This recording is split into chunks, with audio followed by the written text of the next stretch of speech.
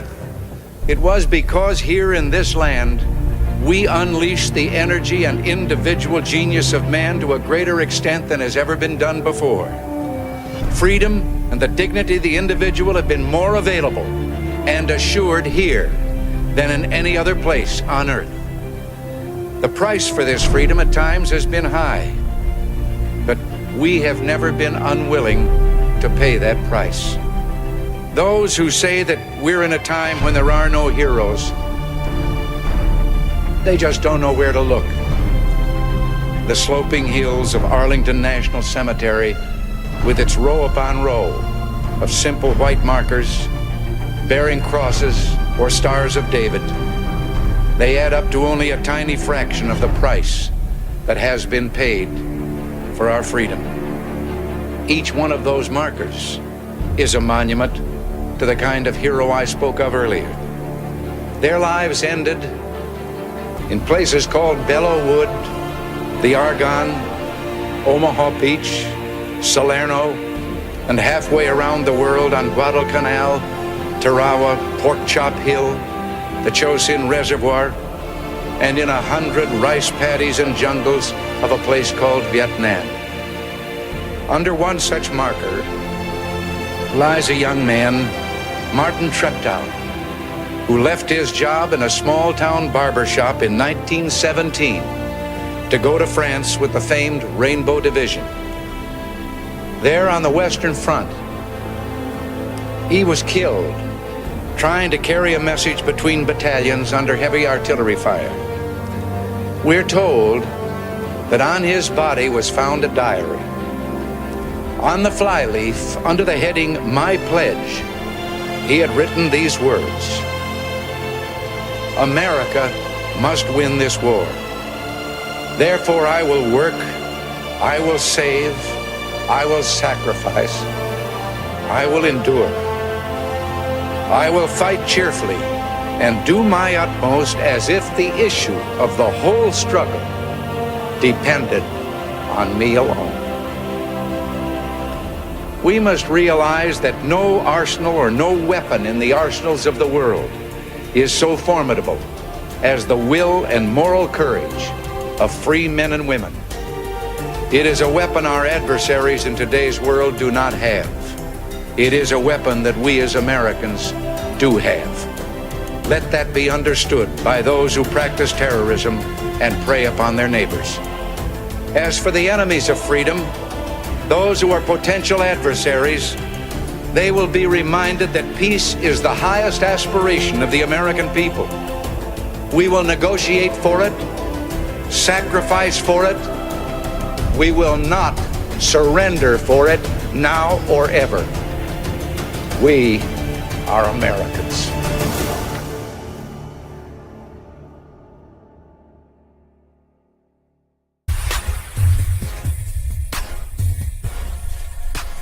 You need to get a handle on this stuff, because if you don't, in 6 months, the Democrat machine will fire up and they'll tell everybody that they'll solve all their problems with socialism and pixie dust. And the voters are going to say, well, the Republicans aren't doing anything. They don't care what the Republicans do. The Republic, well, you know, we voted for the Republicans and they suck. They didn't do anything. They can't get anything done. And the problem is the Republicans establishment. I do worry that part of this is they hate Trump anyway. Okay, they despise him. They've always hated him. And to them, they couldn't throw him in handcuffs, so they're going to handcuff his agenda and let him run out the clock. That's what I worry is actually happening right now. Okay.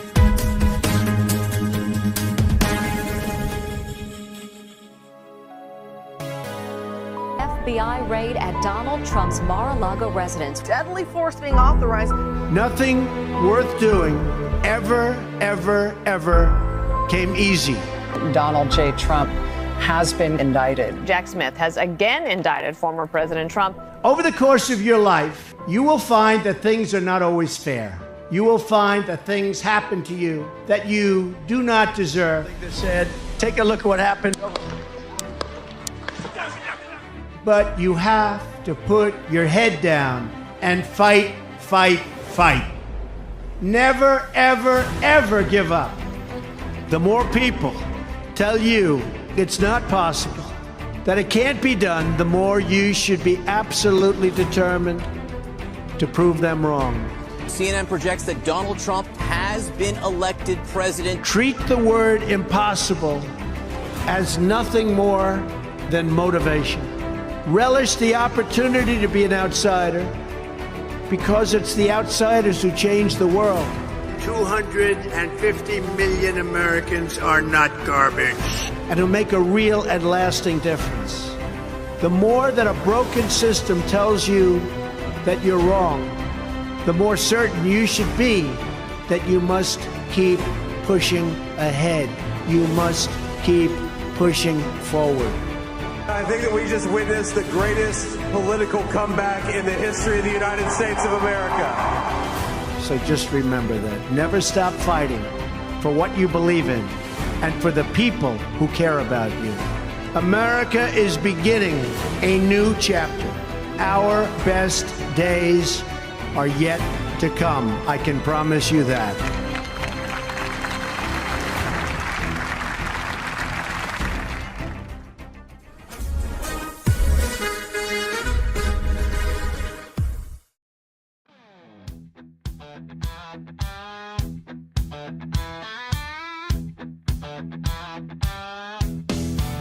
There's a rumble in the distance, something stirring up the ground.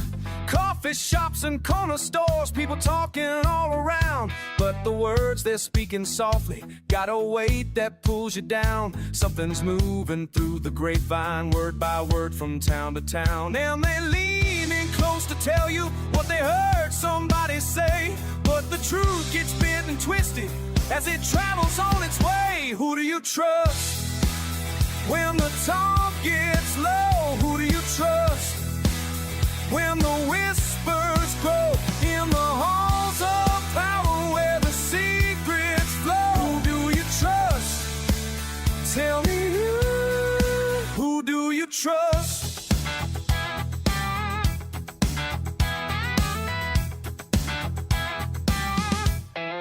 Backroom deals and handshake promises sliding underneath the door.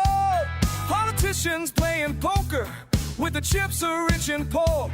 Every word's a calculation, every pause worth so much more. While the people keep on waiting for the truth they're hungry for. And they lean in close to tell you what they heard somebody say.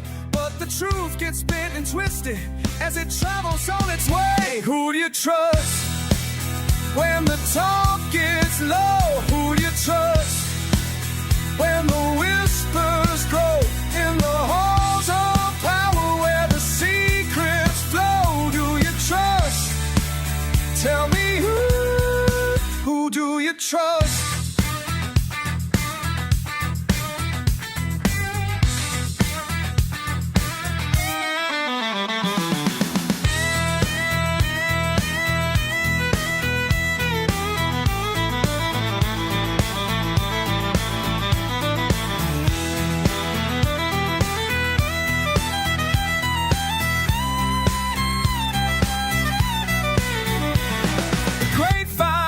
Thicker, every lie becomes the truth, and the honest voices calling sound like strangers in the booth. We're all just trying to listen to the static and the noise, but the loudest information drowns out the quieter voice. Who do you trust? When the talk gets low, who you trust? When the whispers grow in the halls of power where the secrets flow, who you trust? Tell me who do you trust? Who you trust? Do you trust? Do you trust? Do you trust? When the whispers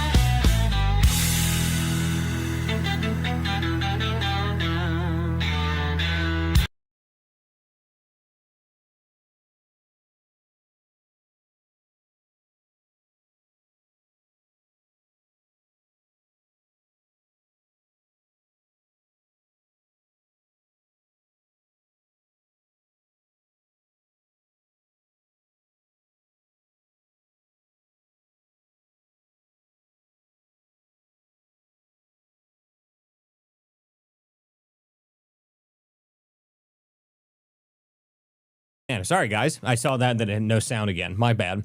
I'm having problems with the space. I'm already having issues. My fault, guys. So we got a lot to talk about tonight. Thank you guys for being here this evening. We've got a lot going on.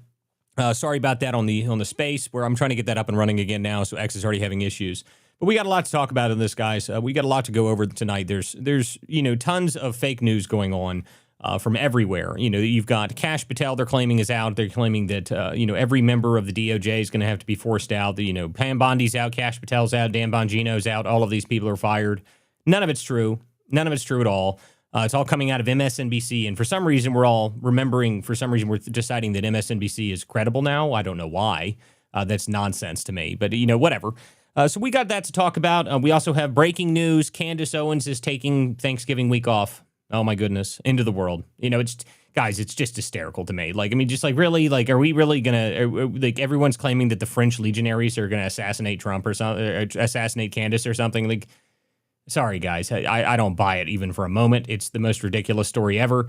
And the people that are arguing about it, and they say, oh, my goodness, it's so serious. And my favorite thing is today she puts this tweet out saying, oh, yes, the most serious of things ever. The White House has received my information, and thereby it's credible.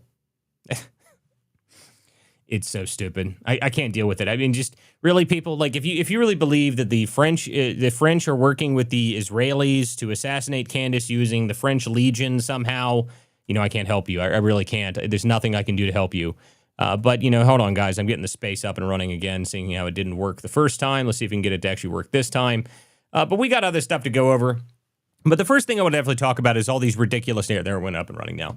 The first thing I want to talk about is all the ridiculous hoaxes that came out today. So apparently we had... Let me just go over this real quick so I can remember exactly which ones they were. So of all of there was...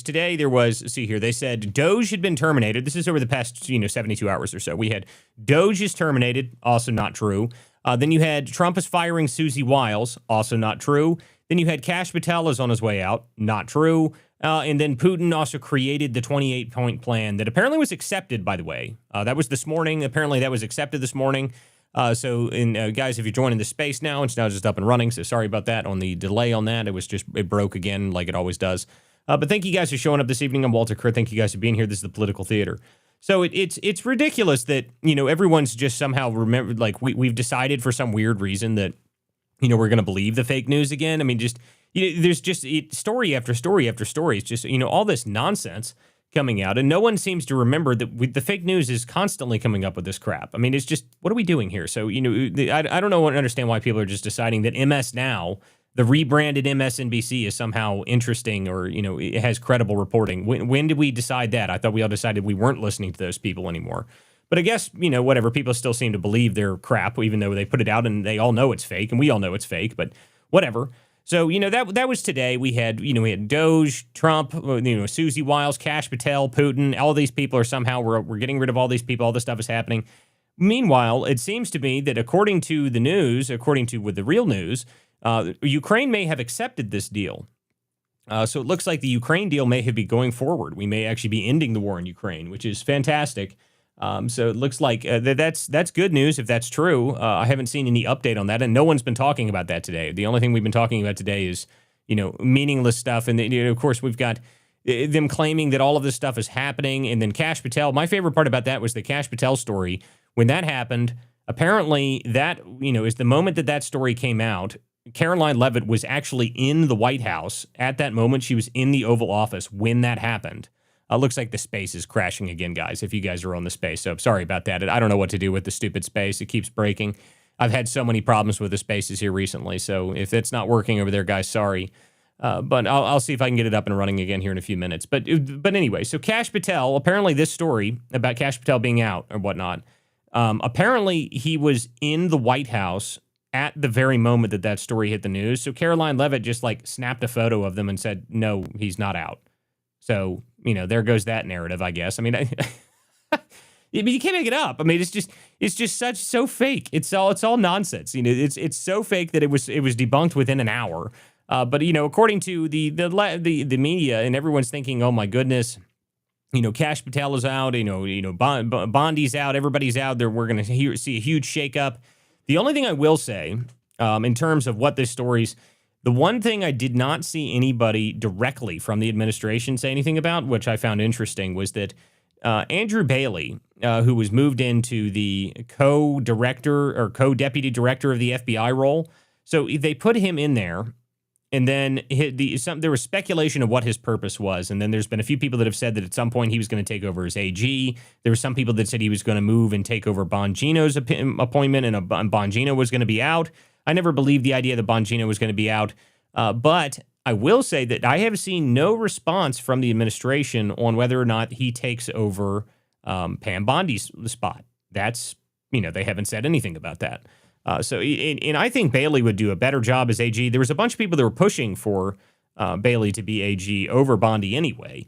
And I think he's a stronger AG choice anyway. So that's interesting that I haven't seen any direct response from them on the Pam Bondi being replaced by Andrew Bailey. That would be pretty interesting. I don't know if he'd make it through in a confirmation. I also don't know if they intend to get rid of Bondi at all. But I will say that they haven't said anything about it, unlike the Kash Patel story, which they pretty much debunked almost immediately. So, we'll see what's going on there. But the other stories that came out about them, getting rid of Susie Wiles, there was no credibility to that. But we just keep posting things. I don't know if you guys have noticed this, but it seems to me that since the bot, since the foreign influence thing has been, exposed on X, it seems to me that there's a bunch of really people that are very mad about that. And the algorithm over the past day or so, since this happened, has just been revolting. I mean, it's just been terrible on X. If you guys have been paying attention to X, it's just been terrible. Anytime you look on your feed, there's some random account that has no followers, that has no anything, that it's got, 100 million views on it. It seems to me that a bunch of people are really mad that Elon may have exposed the hoax, may have exposed it. So hopefully we managed to get that under control, because it's very annoying to have to sit there and sift through stuff that's completely meaningless on the timeline. I mean, I don't even know if it was really worth reading most of X today. I didn't see anything interesting that came out on it today. There was no major stories that broke. There's a couple interesting things from a couple people that I'm friends with, though. It looks like in North Carolina and Charlotte, they did just pass that law, the Irene's law. So now cashless bail has been ended in Charlotte, which is fantastic. That's great news. I mean, we can get some criminals off the street in Charlotte. But to me, that should just be that. I can't believe that can be just moved forward almost immediately in the as a federal law. Why do we have cashless bail, people? It's absurd to me. It does nothing for crime. All it does is make things worse. So, there's a number of other things we need to get into, guys. I'm going to try and get the space up and running again. If you guys are listening on Rumble, Substack, wherever you guys may be tuning in this tonight, thank you guys for being here. I'm going to try and get the show back up and running again so we can see if we can actually get this working. But there's a number of other things I want to go through. There's a couple clips I want to play here. There's one that I wanted to go over. Where was it? I just saved it a second ago. So on the cashless bail thing, this is important because there's a counter to that. And obviously this is up in Chicago. Brandon Johnson had a response to the idea of getting rid of cashless bail, or, putting more people in prison. And he says you can't incarcerate your way out of violence. It's racist. It's horrible, which is just hilarious. Okay, like Chicago is one of the most violent cities in the entire country. They have nothing but problems with crime. There's people that are shootings every weekend there, and they don't seem to have any control over it whatsoever. So here is Brandon Johnson today, and then I just want to go over a couple things that came out as a result from this, because it was the response has just been hysterical. So I want to make sure I play this real quick, and then I'll see if I can get the space back up and running, and we can go into this. We cannot incarcerate our way out of violence.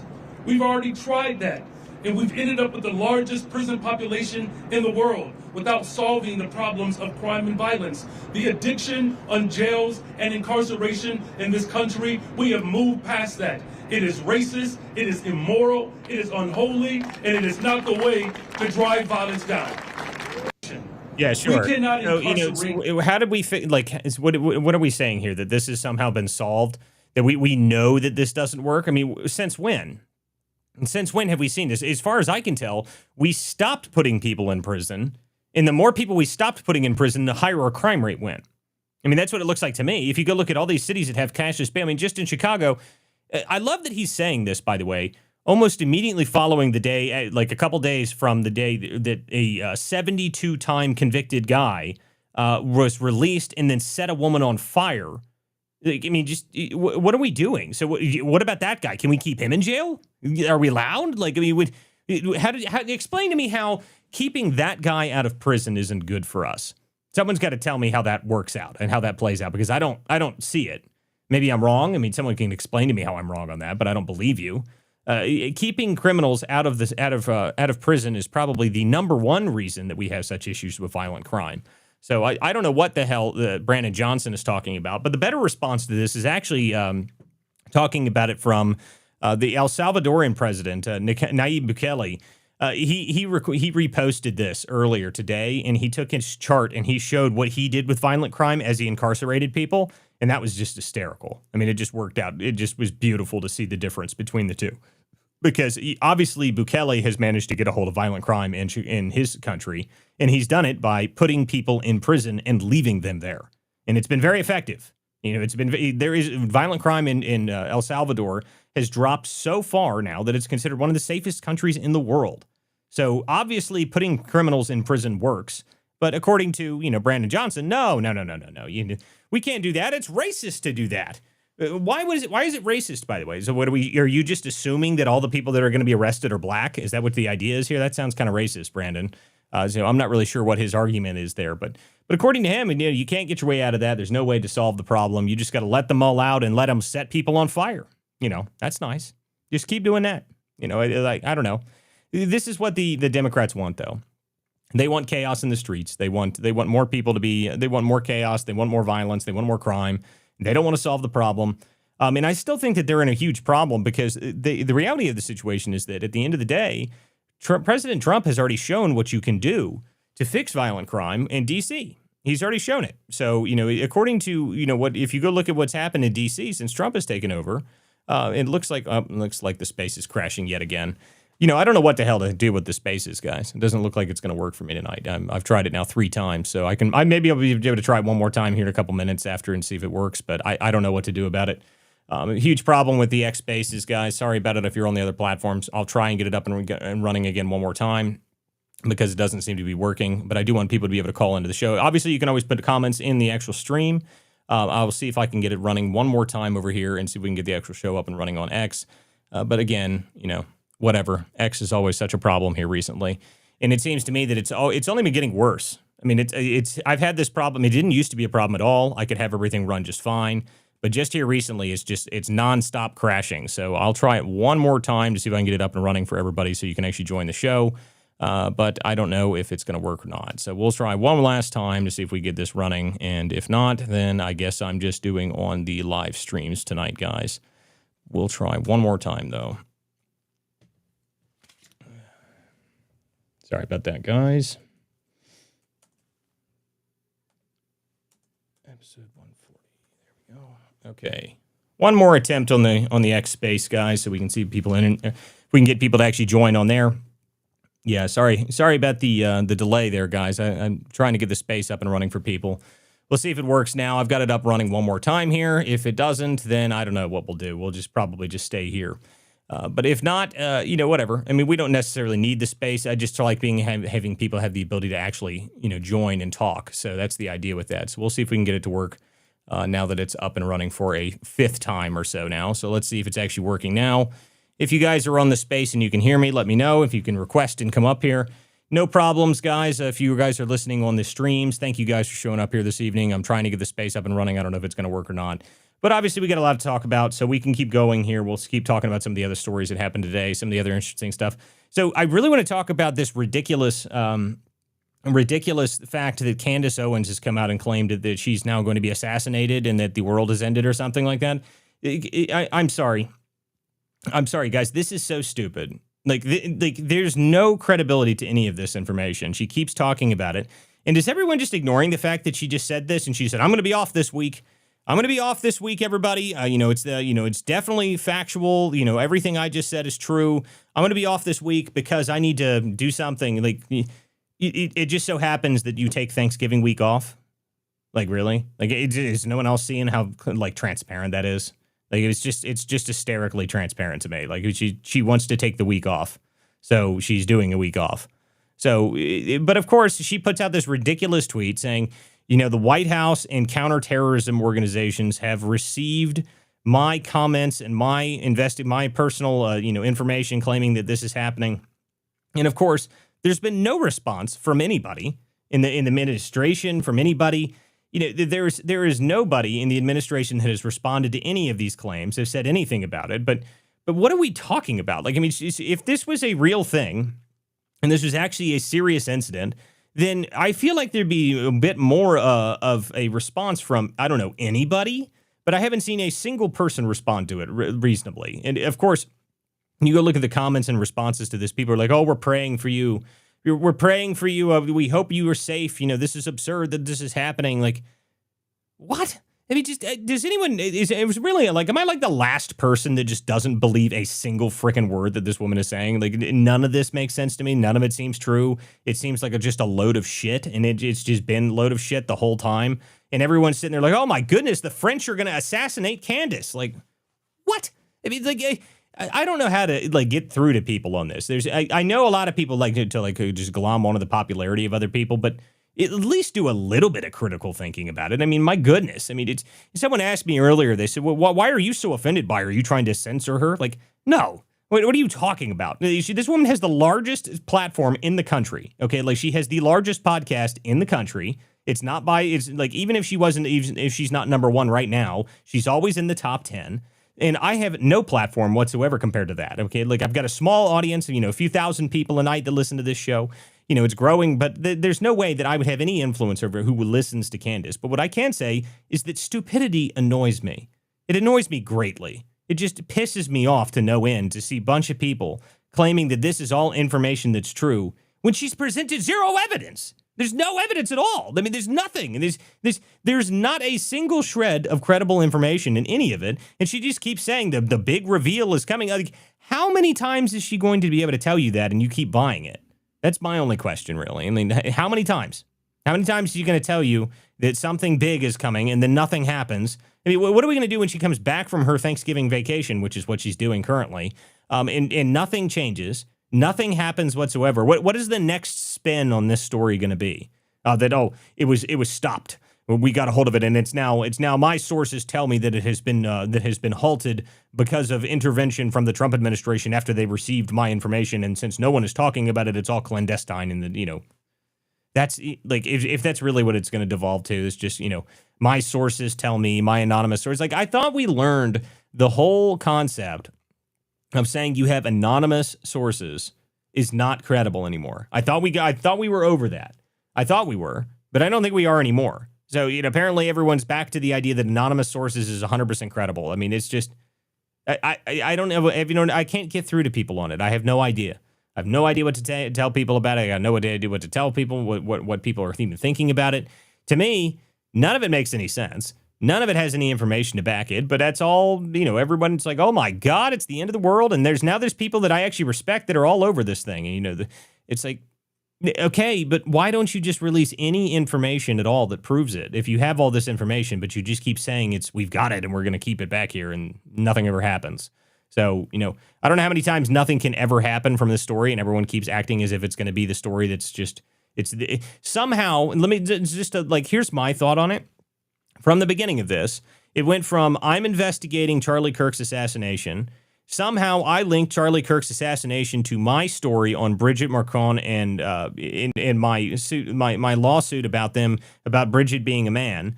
And now it is now turned into they're trying to assassinate me. And it's also somehow related to Charlie Kirk. So, have you guys seen this meme? And it says, get in there and make it about you. And that seems to me to be exactly what has happened so far. The entire story has now devolved to their draft. Charlie Kirk was killed, but now those people are trying to kill me. Like, that's what it looks like to me. And until someone gives me another reason or another actual honest opinion on it, that's what I'm going to run with. That it looks to me like she has managed to turn this whole thing into a story about her and how everyone needs to pay attention to her. Even though she's unrelated entirely to the entire story, but now she's made the whole thing about her, and now she's on vacation, and everyone needs to be worried about her safety while she's on vacation. My God, people! Like, I mean, I can't get through. I can't get through this. I mean, I have no idea how to deal with it. I have no idea what to say. It just doesn't make any sense whatsoever, guys. If you'd like to join the show, you are welcome to request and come up here. And this is the Political Theater. I'm Walter Kerr. Thank you guys for showing up this evening. There was the other stories we were talking about as we were trying to fix the space and everything is how they claimed that Kash Patel and all of these other members of the administration were thrown out. And, I do wonder how much of this stuff is a reaction to the foreign influence. The algorithm seems to be been all screwed up for the past couple days. I wonder if that's really what's going on here. I hope they get a handle on this because it's been very annoying. Because there are some interesting stories, some actually important stories, especially the Ukraine, the story about the Ukraine accepting this deal. I feel like no one talked about that today. I didn't see that anywhere on the timeline. No one talked about the fact that Ukraine may have accepted this deal, this peace deal. That seems like a pretty important story. There's another. I heard that that he tried to rewrite it and put amnesty for everyone involved into it and send it back.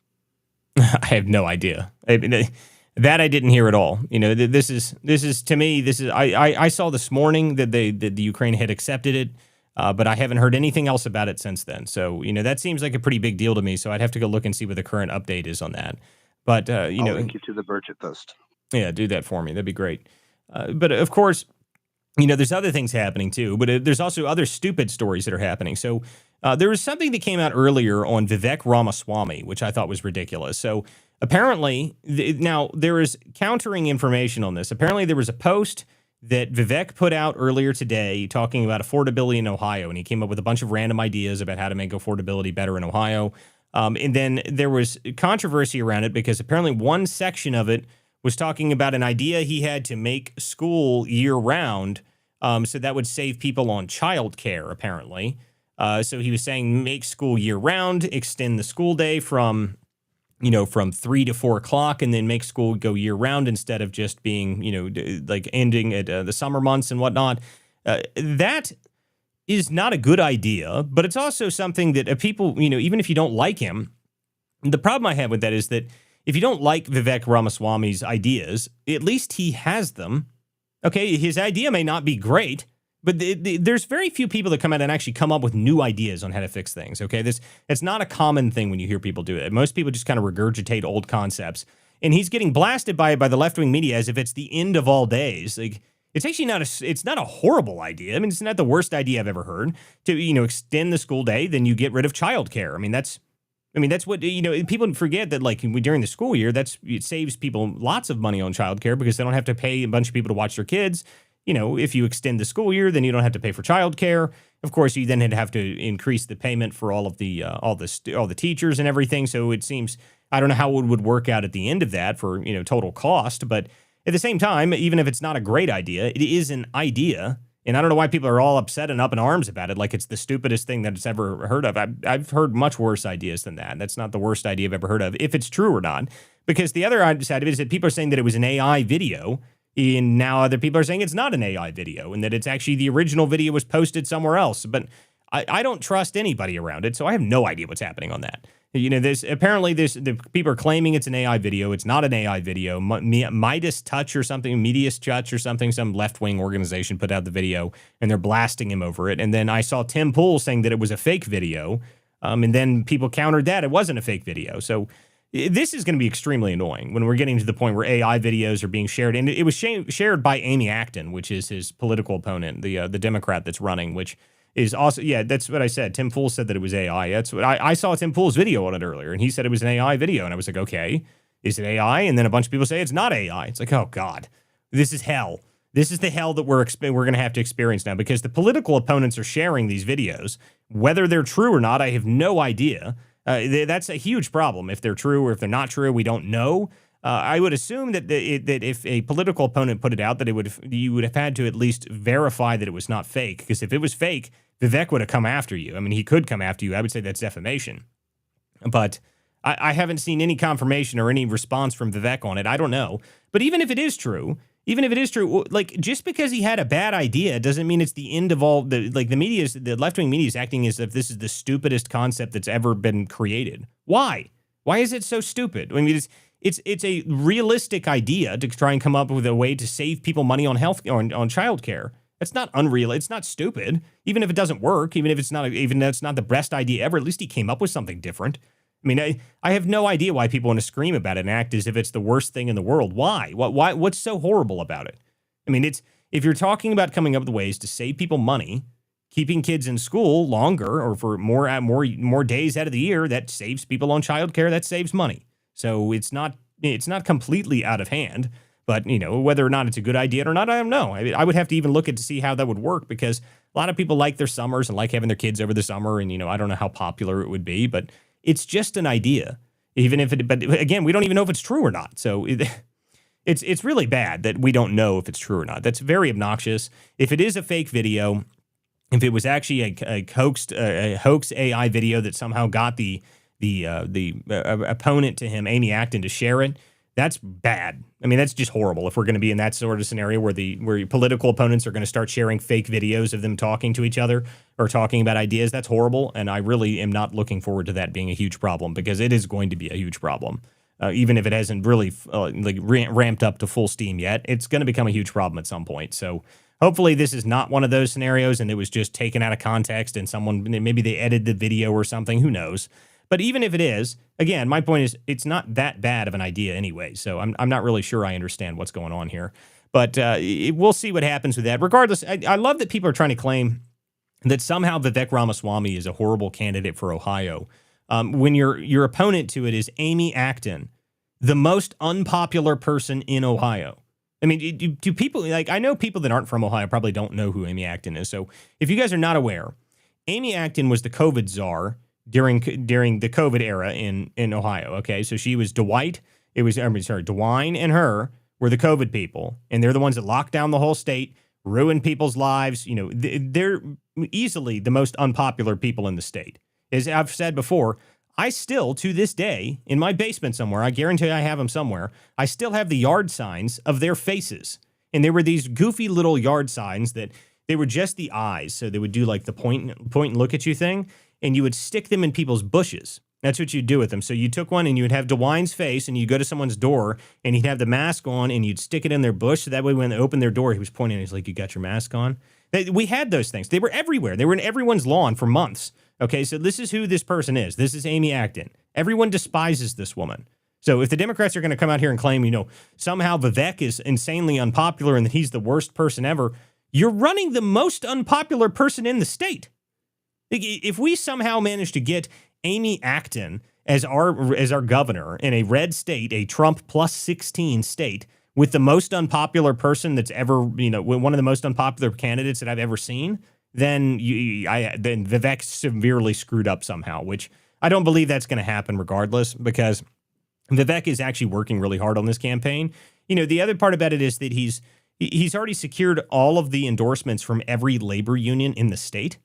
Okay, that never happens. Okay, the labor unions usually go with the Democrats, but he's already got the endorsement of all of them. Okay, so that's wild. So I'm not too worried about Vivek in this race, but apparently somehow we're to believe that this video of an idea he had for school, extending school, is going to be the end all be all. But that's all I've seen on the timeline today is Democrat talking points, fake MSNBC stories about people in the administration being fired, and no one talking about anything interesting other than that. We'll have to see how long we're going to have to deal with the obnoxiousness of the changes to the algorithm now that all of the foreign accounts are being obvious. I think they're in open revolt. I think that's what's really going on. There was an account earlier today. I don't know if you guys saw this account, but there was somebody that just put out a post that just said LOL, and they got 2 billion impressions on it. And they just, and the guy posted it below that saying, look, Elon, I beat the record on the platform. I got 2 billion impressions on a single post, and all it said was LOL. So, obviously there's some platform manipulation going on right now. And I think, again, that's probably a direct result of them calling out the fact that there is foreign influence on this app. So we'll see what happens as a result of that. But that was another obnoxious part about this past couple days. So anyhow, but thank you guys for being here this evening. If you guys would like to come up to the show and join the show to talk, you guys are welcome to do so now. You just request, and I will bring you up. I'm having issues with the X Space. Obviously, this is like the 4th one I had to start. So if you guys do request and it's not working, just request again and maybe I'll be able to see it, because I can't see any requests. There's only one person up on stage right now, which is Pepe Le Pew, which did not show up. I didn't even know he was on stage. It just arrived, and I said, oh, okay, so he's on stage now apparently. So if you guys are trying to join and I can't see it, then that's if you guys are trying to request, I can't see them. Maybe I can. Looks like there's one person that's requesting now, so it looks like we've got somebody else that I don't know who this is, but I'll bring them up as well. So we'll see if I can get more people onto the show, guys. But thank you guys for being here. We've got some other stuff we can talk about this evening. Obviously, the story about Kash Patel was debunked pretty quickly. And I actually think there's a clip from President Trump actually on this earlier. I'll see if I can find that. But there's also another story. I don't know if you guys saw this. Eric Swalwell was also ripped by the same woman. I don't know if you guys remember a couple weeks ago, there was a woman that showed up at a California conference, or it was some political event, and she started asking questions about women and about men being in women's spaces. And apparently, this woman showed up to Eric Swalwell's event today, and she did the same thing and got him again. So that's another story we'll talk about here in a second. I'm going to see if I can pull some of these clips up because I do want to talk about the clip of. I want to play that clip of Kash Patel or of President Trump getting after or saying that he's not getting rid of Kash Patel because that was new. So let me see if I can find that real quick. Looks like I brought up a new speaker, though. Jay, what is up, man? How are you doing? Jay? Hi, can you hear me? I can hear you, Jay. What's happening? Is it loud in the background? Yeah, it's fine. You're good. What's up? You guys any update about the IVF that Trump talked about IVF package insurance and stuff like that? The what now? IVF. Yeah, the IDF what now? Oh, he was when Trump talked about supporting fertilization for couples to have babies. Oh, IVF. Okay, so IVF. Okay, I can barely understand you, dude. You got a lot of background noise. So I thought you said IDF. I'm like, I don't know what you're talking about with IDF, but no, IVF. I don't know. I haven't heard anything about that. I know that was something that they actually talked about during the campaign. I know they were trying to make it so they were going to try and make IVF more affordable, but I have not heard more about that yet. I don't know if there's any update on that from anybody. If anybody has any information on that, you can send it to me. I have not seen anything on that personally. At least not in the past couple months. And maybe if I missed it from a couple months ago, but I have no current update on that. Okay, it looks like I got Keymaker up here. What's up, Keymaker? Finally, looks like requests are actually showing up on the screen. What's up, buddy? Hey, yeah. Not just chiming in now. I just seen that you had your space open.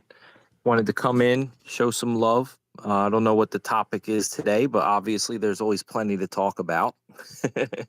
Yeah, well, we were talking about the fact that there was a number of fake stories that have come out in the past, 72 hours, just endless fake stories. Trump apparently got his entire Ukraine deal from Putin. They're getting rid of Susie Wiles. They're getting rid of Kash Patel. Pam Bondi's out. Everybody's being fired, and then none of it's happened. None of it's true. So it's just been that's why I called it the fake news hoax-a-thon. But it's just ridiculous. There's so many stupid stories coming out, and we're somehow, again, allowing the MS Now crowd, which is MSNBC, they finally rebranded, apparently. Apparently, they're the one driving the news cycle right now. Like, why are we listening to these people? Like, none of their information's ever accurate. It was so fast that they called it out for it. And it was just stupid to me that we're somehow letting these people run the narrative right now, even though we know that none of their information is ever accurate. It's stupid. What's up, Southern? Yeah, it is. It is aggravating, right? Like, that's one of the reasons I always recommend everybody follow you, because I know you keep your head in that political stuff. But today, for a little while, I was like, I'm not even going to look at my phone. I'm not going to, not really going to respond to too much, right? But that's why I love your not just your show, but they got.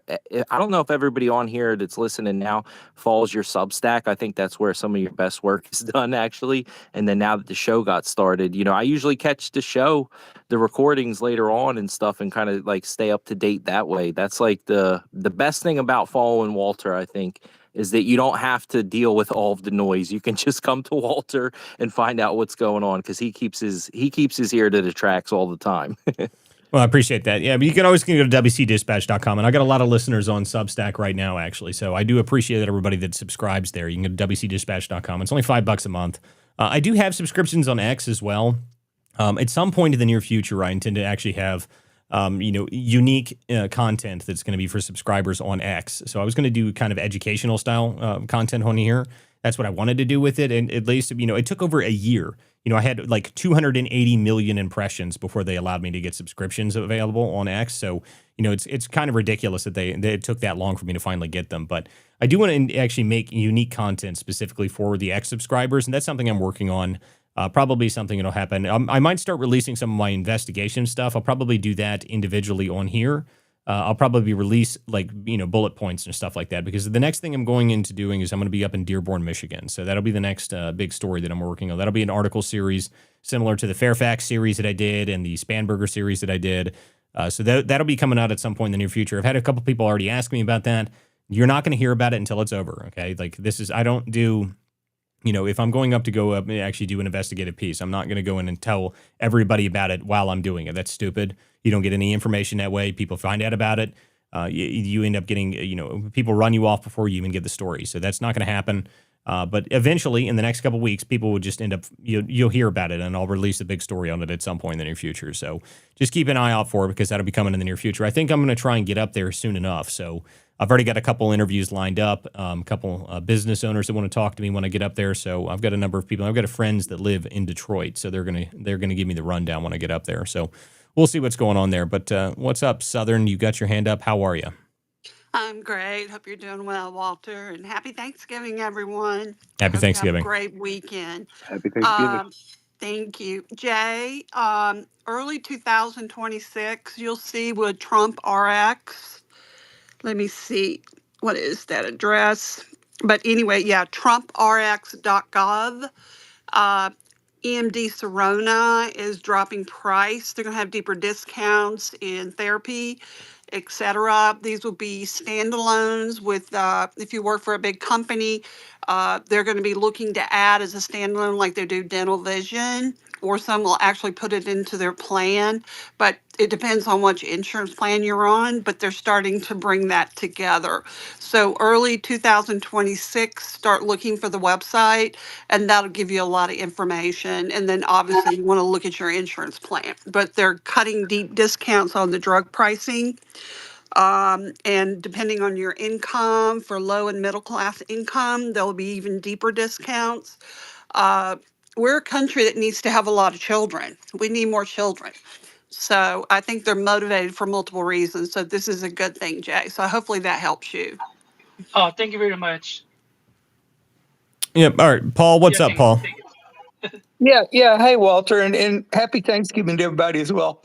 I just want to ask, did you hear about this story? Opinions are now Jay. Was reading at the end of the Main Street Meets Wall Street. There's a story out about some Ruben Gallego text. Have you heard about that or seen it? Yeah, I saw that earlier today. So that's a text between him and Jack Posobiec, and he's talking about how apparently dim women look like men and dim men look like women now. That was the ending result of that, which is just true. I mean, I'm not sure why we're even. What are we arguing that? Is that not true? Like, I mean. That's pretty much just accurate now. I'm not sure that's inaccurate at all. I mean, I think that's just, we're just being descriptive here. I mean, like, what are we talking about? I'm not sure why it's so much of a story. I mean, I'm sure the left is furious about it, but at least he's being honest. I mean, shit. I mean, I don't know. Like, I thought that story was hysterical.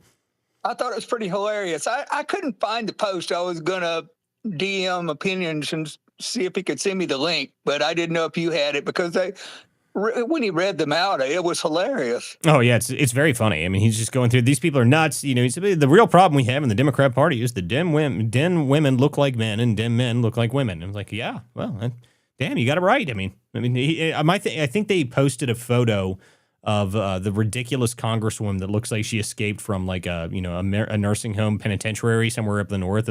There's the woman that has like the purple hair and everything. Like, the fact that this person is a sitting member of Congress baffles me. I don't know how people elect this woman in the first place. Like, she really looks like she escaped from like a dementia ward. I mean, that's what it looks like to me. But she's wandering around Congress. I mean, like, I have no idea why this woman's there. But that's who they were talking about in the midst of this. So yeah. I saw those texts earlier. I assume he'll be excommunicated from the party, and they'll all throw him out, and they'll never speak to him ever again. So that's the assumption that I have there. But yeah, I did see that story earlier. Well, it couldn't happen to a better person anyway. Well, anyway, I'm not really sure. I never quite understood the context. Was it between him and Jack Posobiec? Like, why was he texting Jack Posobiec, or did he have somebody on the inside that he was texting that he thought was somebody else? I don't know. I just know that apparently it was Jack Posobiec's original story.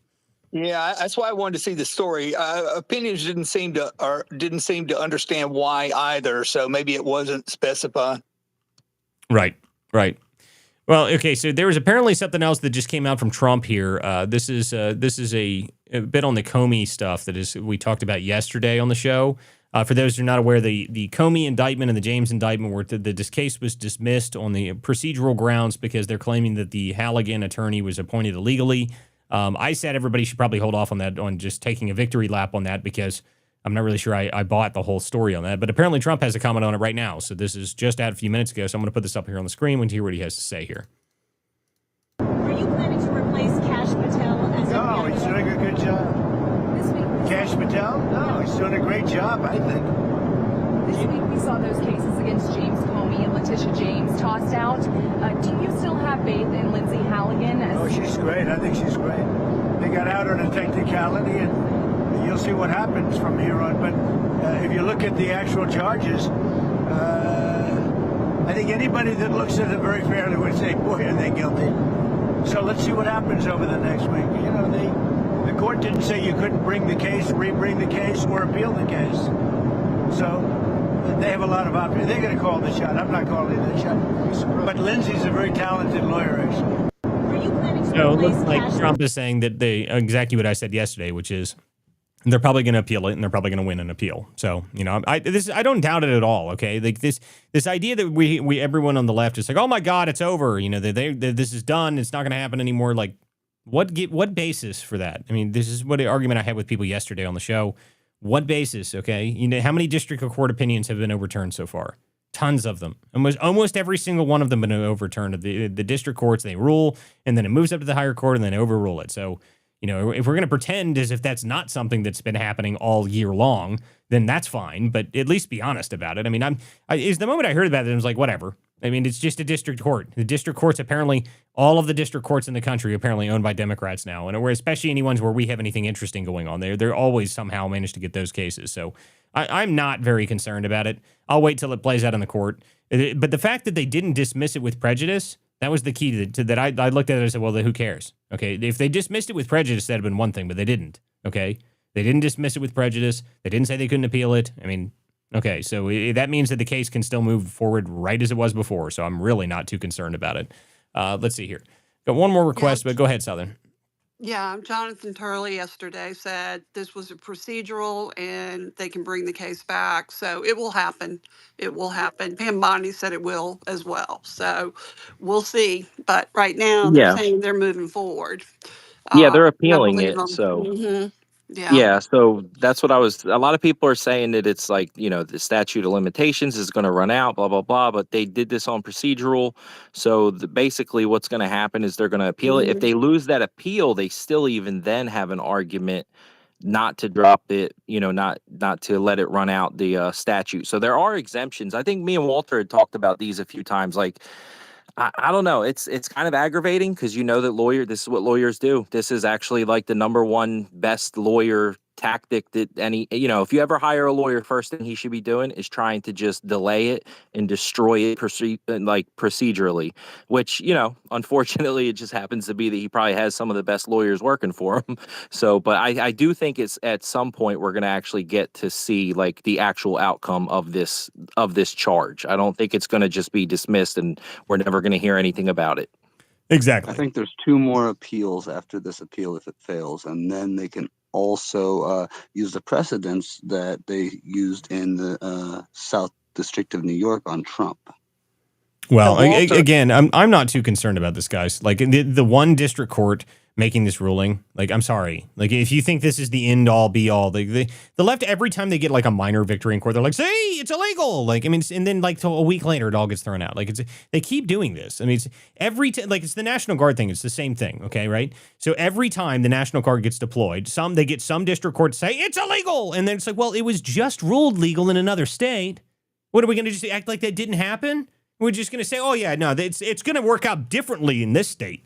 What? I mean, Really? I mean, just like this every time a district court rules it illegal, the left all goes, "Oh my goodness, it's illegal." It is the most illegal thing that has ever happened because random district court 895 decided that this is it. Like this is the end all be all. It's all over. Everyone give up.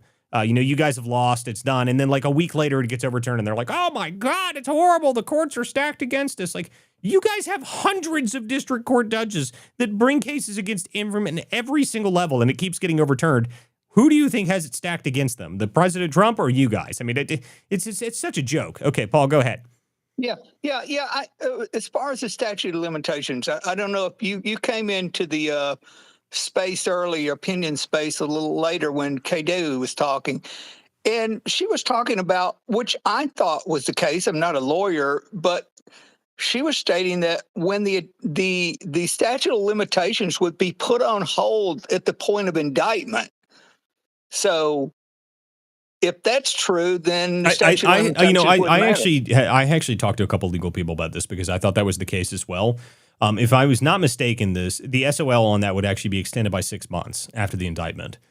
So I'm not sure on that. That was someone told me that, so I'd have to go look into that specifically. I'm not an attorney. I've studied law somewhat, but that's outside of my bounds. I don't know how you would work on federal charges. There's an indictment that's been brought. The case was technically dismissed, but it wasn't dismissed on the grounds of the case. It's a complicated legal matter. So, I don't know. I don't know entirely. We'll have to wait and see on that. So my thing is that I don't really pay any attention to the district court judges. Okay, like I just don't. Like who cares? Every time it's the same thing.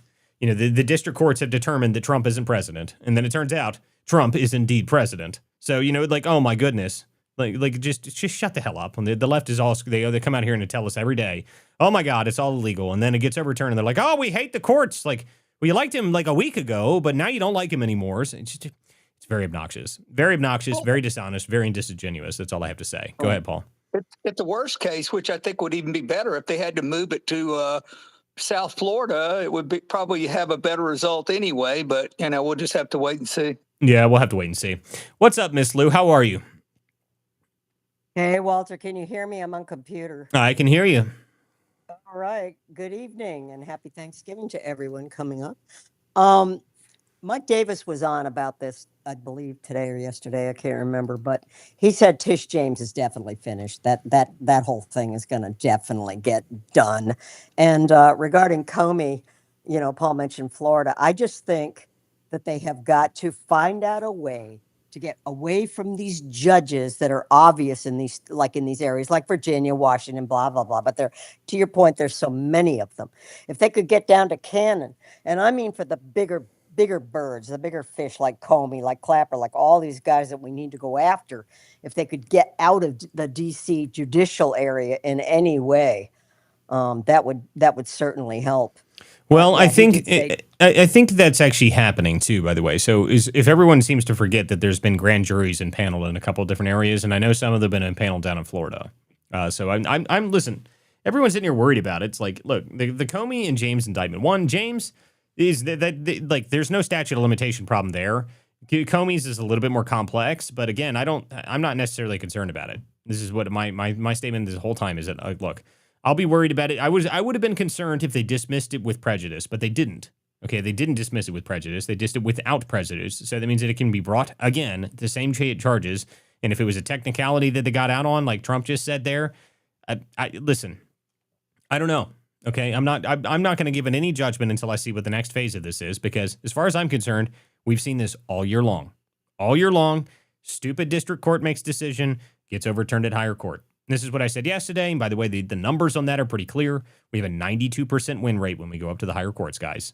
92% of the cases the DOJ has to appeal on these district court judges, 92% of the time we overturn them. So, I'll take my 92% chance here. I'm not necessarily concerned about it. If something happens at the higher court, and even if that doesn't happen, we've even had ones where they go to the higher court and then they appeal it to the Supreme Court, and the Supreme Court immediately sides with them immediately, because it just keeps happening. Okay, like it keeps happening, and I know it's frustrating to watch because it's very annoying. Okay, like it is very annoying to see district court judges. I mean, especially the ones like, what was it? Ted Cruz a couple weeks ago when he came out and was talking about the Judge Boasberg had just greenlit wiretapping of sitting senators of the United States, and he said, well, Judge Boasberg should be impeached. I mean, this guy has no interest in following the law. And I've said that for a while. I mean, I call him Judge Bozo the Clown. So, these people, they have no interest in following the law. They're just activists. They're activists on the bench. And unfortunately, we even put one onto the Supreme Court, and that's Ketanji Brown Jackson. She is, I call her Full Stop Jackie. Full Stop Jackie, she has no interest in the law. She doesn't care. She dissents on things, and she writes stupid opinions. You can go read her dissents. They're all horrible. I mean, they're written like a fifth grader. I mean, she has, full stop aliens and, talking about how her personal feelings and, her life experiences. Like, what the hell does any of that have to do with the law? But, she's on the court. So, she's like the final boss of DEI, and she's been put on the Supreme Court for life. So we're going to have to read stupid opinions from her for the rest of our lives. That's going to be very annoying. Okay, go ahead. Paul, you've got your hand up. What's up?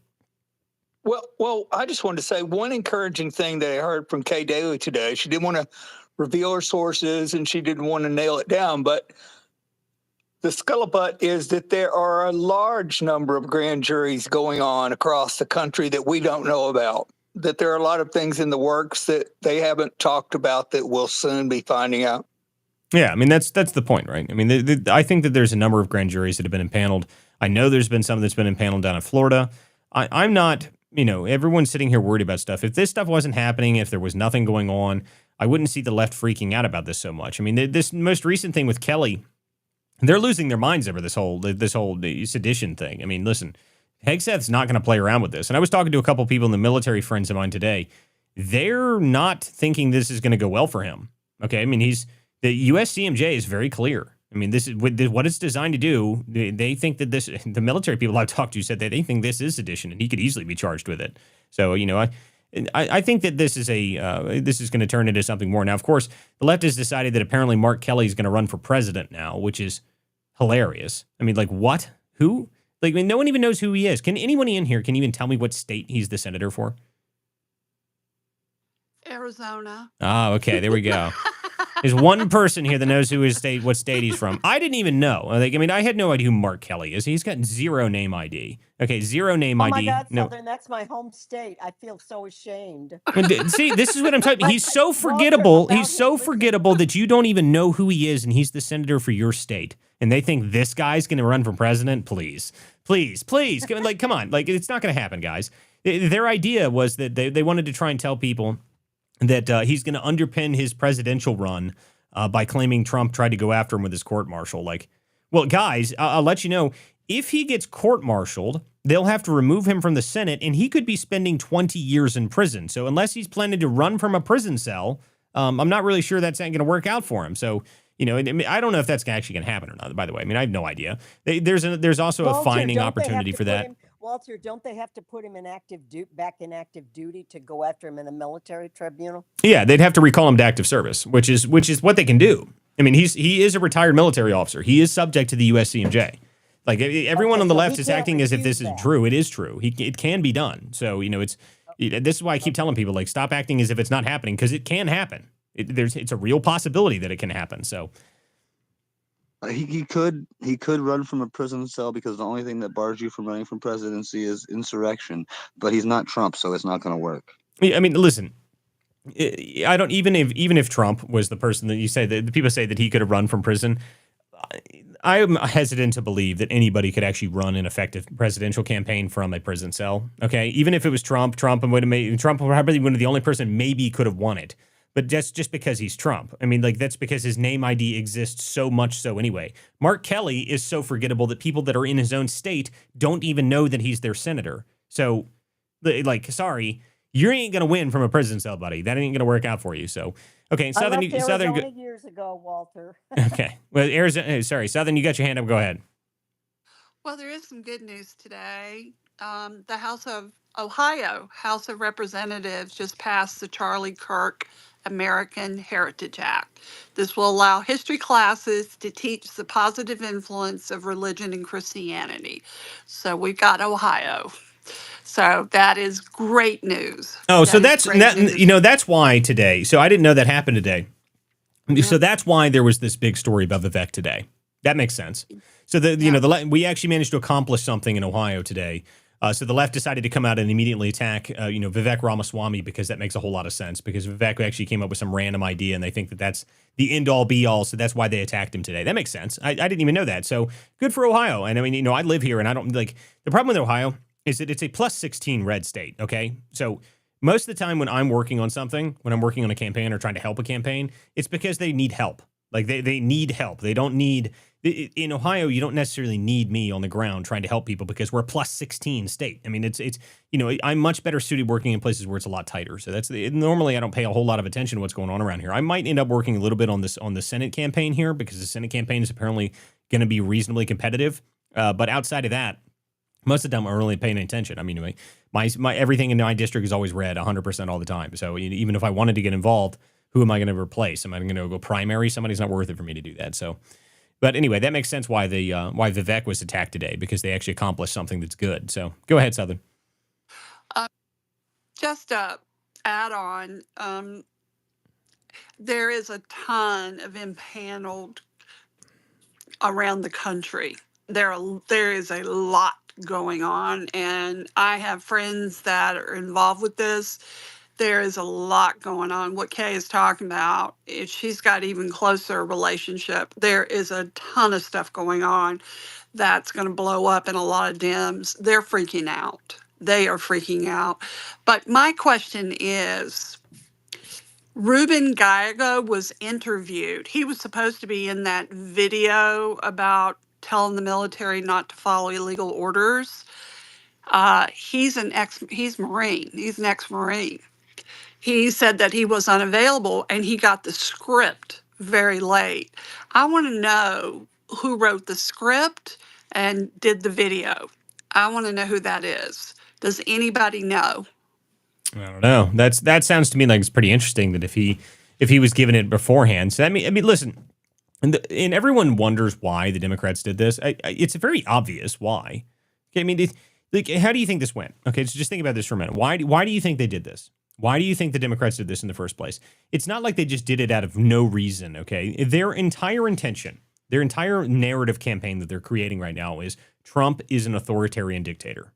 That's what they're trying to get after. That's what they want to convince everybody of. So what are they going to do? They're going to push the bounds as far as they possibly can to get a reaction. That's the only reason they did this. Don't be coy about it. They're playing into the game. That's why the moment that Trump said anything about it, they immediately all went on the opposite, saying, "Oh my God, Trump's attacking us. He's calling for our executions. Oh, woe is me. I'm such a poor, defenseless Democrat, and the evil, bad orange man in the White House is coming after me. He's trying to have me executed and hung in the streets." Like, no, he's not. I mean, I do love that there was somebody arguing yesterday. They were like, well, why did he say that Washington would say that? Like, because Washington would have shot them on the front lawn of the White House. That's why. Are you kidding? Washington actually did it. Yes, exactly. Like, what game are we playing here? You think our founding fathers would have stood for this? They would be dead. They would be dead tomorrow. I mean, they would have been dead instantly. So, let's not play around here. I mean, if you tried to subvert our military at the founding of this country, you would be dead. I mean, that's not a question, okay? Trump saying that Washington would have done that, it's just factual, okay? But of course, that's apparently offensive to the liberals for some reason. Like, I'm sorry, I don't care if you're offended by the fact that if you did this in the founding of our nation, you would be dead, okay? So be happy that you live in the non-founding of our nation where they can't just shoot you for these things, because that's how it should have been done. But that can't be happened because, oh my goodness, it was ambiguous. They just said don't follow unlawful orders. Shut up. Everyone knows what you did. Okay, and you did it intentionally so you could get this reaction so that you can continue the framing that Trump is an authoritarian. That was the only reason you did it. It was the only reason they did it, and they think it's working for them. And it might work for them up until the point that, Kelly gets court-martialed. So, good luck with that. I'm not sure that's going to work out for you. Hey, Walter, can I jump on that real quick? Go ahead. It's so important. Everything about the messaging that you said about Trump being a dictator and Hitler and Nazi and all this crap. Well, guess what? Hollywood released on November 7th, starring Russell Crowe, Rami Malek, and all the big Oscar-winning actors, all the movie about the Hitler takedown called Nuremberg. Well, what a shock. Yeah, they just did Civil War 2 years ago, right before the Trump election. So, this is what they do. They go, okay, we got to do a movie about the whole nasties surrounding the Hitlerian efforts. So, yeah, Nuremberg is coming. Yeah, well, listen. Yeah, do me a favor and prep the masses for when the Nuremberg trials come for you for sedition and treason. Thank you. And that's Walter, it's interesting what Southern said about Gallego in the script, because if that's true, to my mind, that's all the evidence they need for conspiracy to increase their potential time from 10 to 20 years. Yeah, I agree. I mean, listen, it was obviously planned, okay? He's in his car driving saying this. He also was interviewed and said this. Well, so that is, they have him. I mean, that's just giving all the evidence they need for a conspiracy charge. I mean, again, like, guys, if it was very obviously planned, okay? Like, that's like, it's not even like it was a question that it was planned, okay? There's no question about it. When you look at what happened, when you look and see what they did, they knew what they were doing the moment that they did it. They said it out loud. They knew what they were doing. They were trying to go to a reaction out of Trump. They got the reaction that they were looking for, and then they immediately ran the next phase of the media campaign. It was a coordinated hit, and it was obvious. Okay, so but the problem is that, and I've seen this as a reaction from the liberals. Okay, this is what they fail to understand completely. They fail to understand that the USCMJ is not the same thing as civilian court. And I was arguing with somebody yesterday. They were like, well, when do you think Pam Bondi is going to bring charges? I'm like, Pam Bondi? Pam Bondi ain't got shit to do with this, bud. This is the military. Like, Hegseth can bring the military courts into this tomorrow. Okay, like, it has nothing to do with Bondi. And the guys, and when I was like, what? What do you mean Pam Bondi's not involved? Yeah, dumbass Blondie's not in charge of this one, buddy. Hegseth is. Good luck with that. He's going to fucking screw you. Okay, like, if he can, he's going to. I mean, like...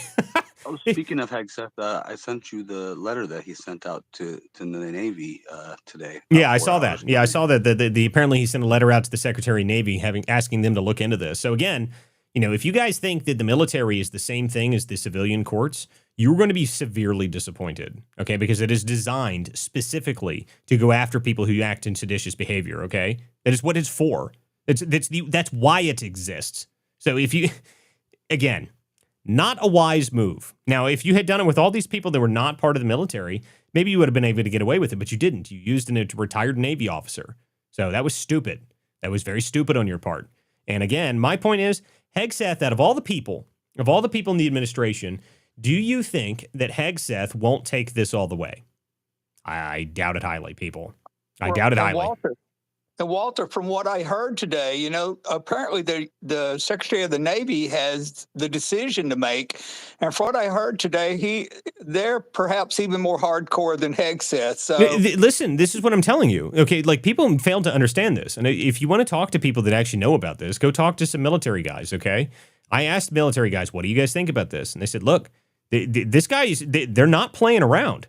The USCMJ is brutal. It is unforgiving. It is designed to go after specifically this. Okay, like, it's designed to keep morale from being harmed at all from the military readiness. Okay, this is what it's for. So, again, my comment is very specific. They screwed with the wrong, like, they made this mistake. This is their own fault. Okay, and if they think that Pam Bondi is somehow involved, they're dumb. Because that's not who's involved. This is military courts. Military courts don't operate on the same panels as civilian courts. They don't care about public opinion. This is the military, people. If they're going to charge you, you're screwed.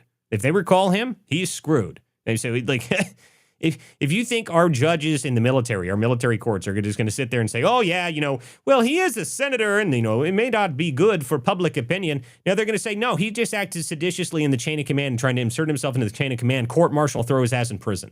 That's what they're going to say. Yeah, and you know, Walter, another interesting thing is that these are one of those things where you're going to get one of those professional statements from the DOD if something happens, and then you're not going to hear anything at all, maybe until the end, unless that person actually tells you. You're not going to hear shit. Nobody's going to. There's not going to be. This isn't exactly. This is not no open court. You know, cameras rolling. You know, there's going to be no anything. Okay, look, if they recall him to active service and have him arrested, that. You won't hear about it until he's been arrested and it's over. I mean, like, guys, this is the military. It does not operate on the same panel as the civilians and like civilian judicial process. Okay, you don't have rights. You don't get to say things whenever you want in the military. Okay, if you break the chain of command, try to subvert the chain of command, and if you go read someone yesterday, I think it was Pepe on the Space yesterday, read the actual sedition statute. Yeah, you're screwed, bud. Sorry. So. I'm all for it, though. Court-martial Kelly. I'm all for it. I have no problem with it whatsoever. And I want to hear him scream about it. You know, to me, the bigger problem is that I just want accountability for anything. And I've been seeing them get away with stuff, and they screwed with the wrong branch this time. Okay, the military doesn't operate on the same way that the rest of our government does. We don't have to wait for things to happen. We don't have to wait for, special grand juries to be impaneled, and, none of that shit has to happen. Okay, they don't have to go out and all they have to do is look at what he said, say, hey, do we believe this is worth charging? Yes. Okay, bring his ass in. They don't have to do anything else. There's no specific special procedure because he's a senator. No, he's a retired military officer. That's all that matters to them. So not going to go well for him. I think his tune's going to change when that Jag knocks on his door. Yeah. Will it get done faster? If they're going to do this, guys, it's not going to be something that takes months. Okay, this is something that will happen quickly. And again, as Keymaker said a minute ago, you won't hear about it. It'll just happen. They'll just arrest him. Like this isn't going to be some game. It'll just happen. Like, you screwed with the military courts. Not a wise decision because it's military. This is the reason it exists in the first place. Paul, go ahead. My hand went down. You must still see it. Yeah, of course. Nothing ever works for me on the spaces. And we're on like space number 4 here tonight. So if you guys have anything else to say, you can chime in on this. I come from a family of military. Let me tell you something. You do not screw around with orders. And quite frankly, he's an officer. He will be held to a higher standard. He was a captain. And the problem is they serve hard time and long time. It's nothing like what we have in civilian life. Believe me, every enlisted knows this. Every retired veteran knows this. There is no gray zone. The court is tough. And this will be interesting to watch. If they go hard on him, guys, will it set a precedent for the others? No, I mean, listen. What they don't understand is that it's specific to Kelly here, okay? Because Kelly is a retired military officer. The others aren't part of the military, okay? So even if you're a CIA officer, you're not military bound. So, because he is retired military and he's subject to the USCMJ, he screwed up. And I'll tell you right now, they can pretend as if it's not a problem, but it was definitely a problem. So, this is not something you want to play around with, especially for Hegseth, okay? What has Hegseth been trying to do since he's been back in this term? What is Hegseth's number one mission? Increase the morale not clean it up, just increase the morale of our troops. That's what his whole goal has been. His whole mission is get everybody up to par, everyone to be excited about being in the military again, getting new recruits in. His recruitment numbers are through the roof. We have more recruits coming into the military now than we've had in, decades, essentially. So we've got more recruits coming in than ever. And then some dumbass senator who is a retired Navy officer comes out here and says, don't follow unlawful orders. And it's unconstitutional and you don't have to follow unlawful orders. And, don't give it up. Don't give up the ship. We understand that you're in tough times right now. What? What are you doing? You're calling to our troops. Now, here's, by the way, just for my own reference on this, guys, and for everyone, what my thought is, I don't think they were talking directly to the military in this. I think they were talking to the CIA. I think they were talking to the intelligence officers. I think that's what their intention was with this. But they stupidly mentioned the troops as well. Okay? That's what they really did. They screwed up. It was Alyssa Slotkin, who's a former CIA officer, who said this in the beginning. She has her video. So, you have to think about who she was talking to. She was talking to the CIA. She's talking to the intelligence officers, which they've already been trying to subvert Trump the whole time anyway. So, I'm not really sure why they needed to tell them. They're doing a great job of that anyway. So, but the military aspect of it, you mentioned it and you put Kelly in the video. Not smart. The other person that we mentioned this yesterday is this guy running for Congress down in North Carolina, wherever he is, Ojeda. I hope he's charged tomorrow. So, we'll see. And yes, by the way, he was an astronaut. He was a NASA astronaut as well. So he was a Navy officer and an astronaut, but maybe he can be the first astronaut to go to hard labor prison. It'll be beautiful. I hope it's wonderful. Maybe he can take his labor and he can do labor in space. That'd be awesome. Maybe he can just leave him up there. Yeah, I was going to say, there's a little bit of inversion that's going to happen, right? Because I forget who it was. I think Southern just mentioned it. But as you get higher up in these ranks, so people keep saying captain. I want people to understand that captain is essentially equivalent to a colonel, right? Like a full bird colonel in the Army, right? A lot of people are confused about that. This guy was at a very high level to be running his mouth that way. I'm not going to get into whether he should have said it or not said it, but I'll tell you right now that if he was actually in uniform and he said that, there would be hell to pay. You know what I mean? So that's kind of the standard that I look at it as. Is like, you're talking about he is not going to be having a good time. Now, I get it. I get that he's a senator and all that stuff. I get there's, separation of powers. They're going to argue all kinds of different stuff. But I'm going to tell you at the end of the day, what really matters is that you don't have people that serve in the military and then come out and do what would be considered insubordination. He's retired. He's receiving pay. He's still getting a retirement check, right? To come out and to say things like that. He should at bare minimum have to sit in front of a panel of military members and explain himself. We may never know what's said, but he should have to at least,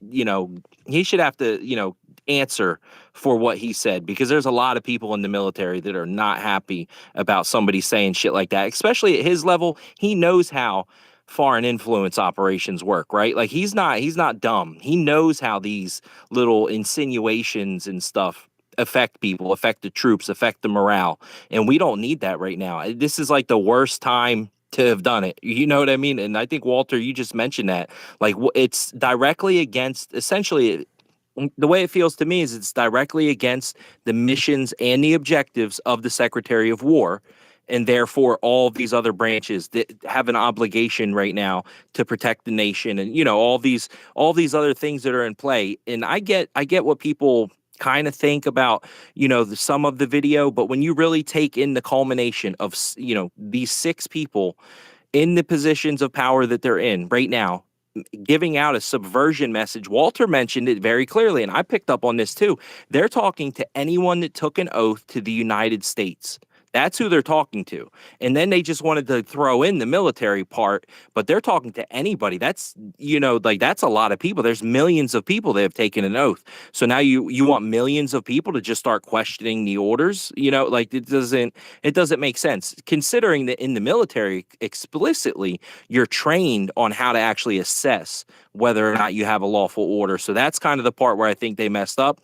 You could maybe say, hey, civilians, maybe this, that sort of statement will be fine to the civilians, but to the military guys, he knows damn well, because he's had the training. He might have had to actually give the training classes. That's how high of a level he was at. He might have actually had students in front of him at some point as a leader telling them how to actually go about this. And there is a procedure to follow if you think that there's, unlawful orders. And, so it's, I don't know, it's frustrating, having, being military guy myself, I'm out now, but serving in the Army, you just don't usually get this sort of behavior inside the military. And then to see somebody that's out of it now doing that, it's very frustrating. And I know he's not the only one, so that's kind of the aggravating part now. And I wonder if he's going to be the one where they finally are like, set the example, right? Like, it doesn't matter what at the end of the day, it doesn't really matter what the penalty is, but there should be a message that it's not okay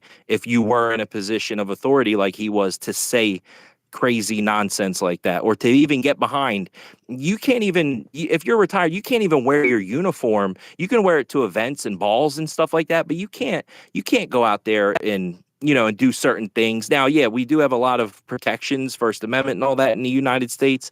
But I do think that sometimes when it comes to people specifically like him that were high up, right? He is very high up in the military. This is not like a low level guy where he can play ignorant.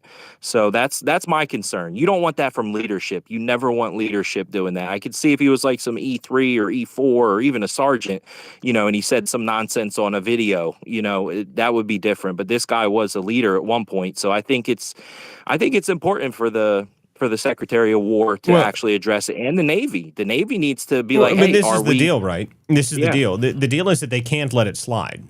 They can't let it slide. This is something that you can't have. And the reason you can't let it slide, and I'll tell you why, because they already have the problem. Okay, so you saw them do this, and then what did you see almost immediately afterwards? Ojeda called for the same thing. That means it's spread. That means you have spread to other people that are calling for further forms of it. This is why you can't have it happen, okay? So you already had one person follow up from their initial video where they came out there and said, don't follow unlawful orders, and then Ojeda comes out with an even more absurd thing, an even more direct, insubordination call. That's why you can't let it spread. That's why you have to set the precedent. That's why you can't let it go forward. You have to charge them. You have to deal with it immediately, because otherwise you can have him mutinate. And this is the whole idea. This is why it's such a problem. So, these people made a very serious mistake. And this is why I keep talking about it. So And my point is that I don't think Hegseth is playing around. So I think Hegseth is going to let this play out, and it has to be put through the courts because you can't let this thing slide. So even if it's just he has to get a massive fine of some kind, whatever. I don't know if he has to get recalled to active duty or how this works, but, as far as I'm concerned, the military courts will handle it from here forward because I don't think that they're going to let this play out because they tried to insert themselves into the chain of command. They tried to make them so that their orders were, that they should listen to them and they say that they have their back. How? How would you have anybody's back? Explain that. The other problem with this is with justifying. Well, but the other how many people did he put in the brig? Throw them in the brig. Listen, here's the other problem with this though. You know what we're in the middle of right now, right? Like in the military right now, we have half of the fleet is down there in Venezuela right now, like this moment today. Half the fleet's down in Venezuela. We're doing military actions around in our hemisphere currently. So we're hitting boats in the Caribbean. We're talking about CIA actions in the Caribbean. We're talking about CIA actions. Trump just approved CIA strikes within Venezuela, okay? So that just happened last week. So not a great time to be telling us our military to not follow orders, okay? Now, this is the biggest problem, but everyone's acting like this is just happening in a vacuum and it's just Trump being mean. Like, no, we have a country to run and you're in the middle of screwing with things that are very, very important. So, this is, again, it's not going to go well for them. Okay, we've got a bunch of hands here, guys. Go ahead. Let's go start with Miss Lou. Go ahead, Miss Lou. Thanks, Walter. It's so important what you just said about Venezuela and the timing of all this.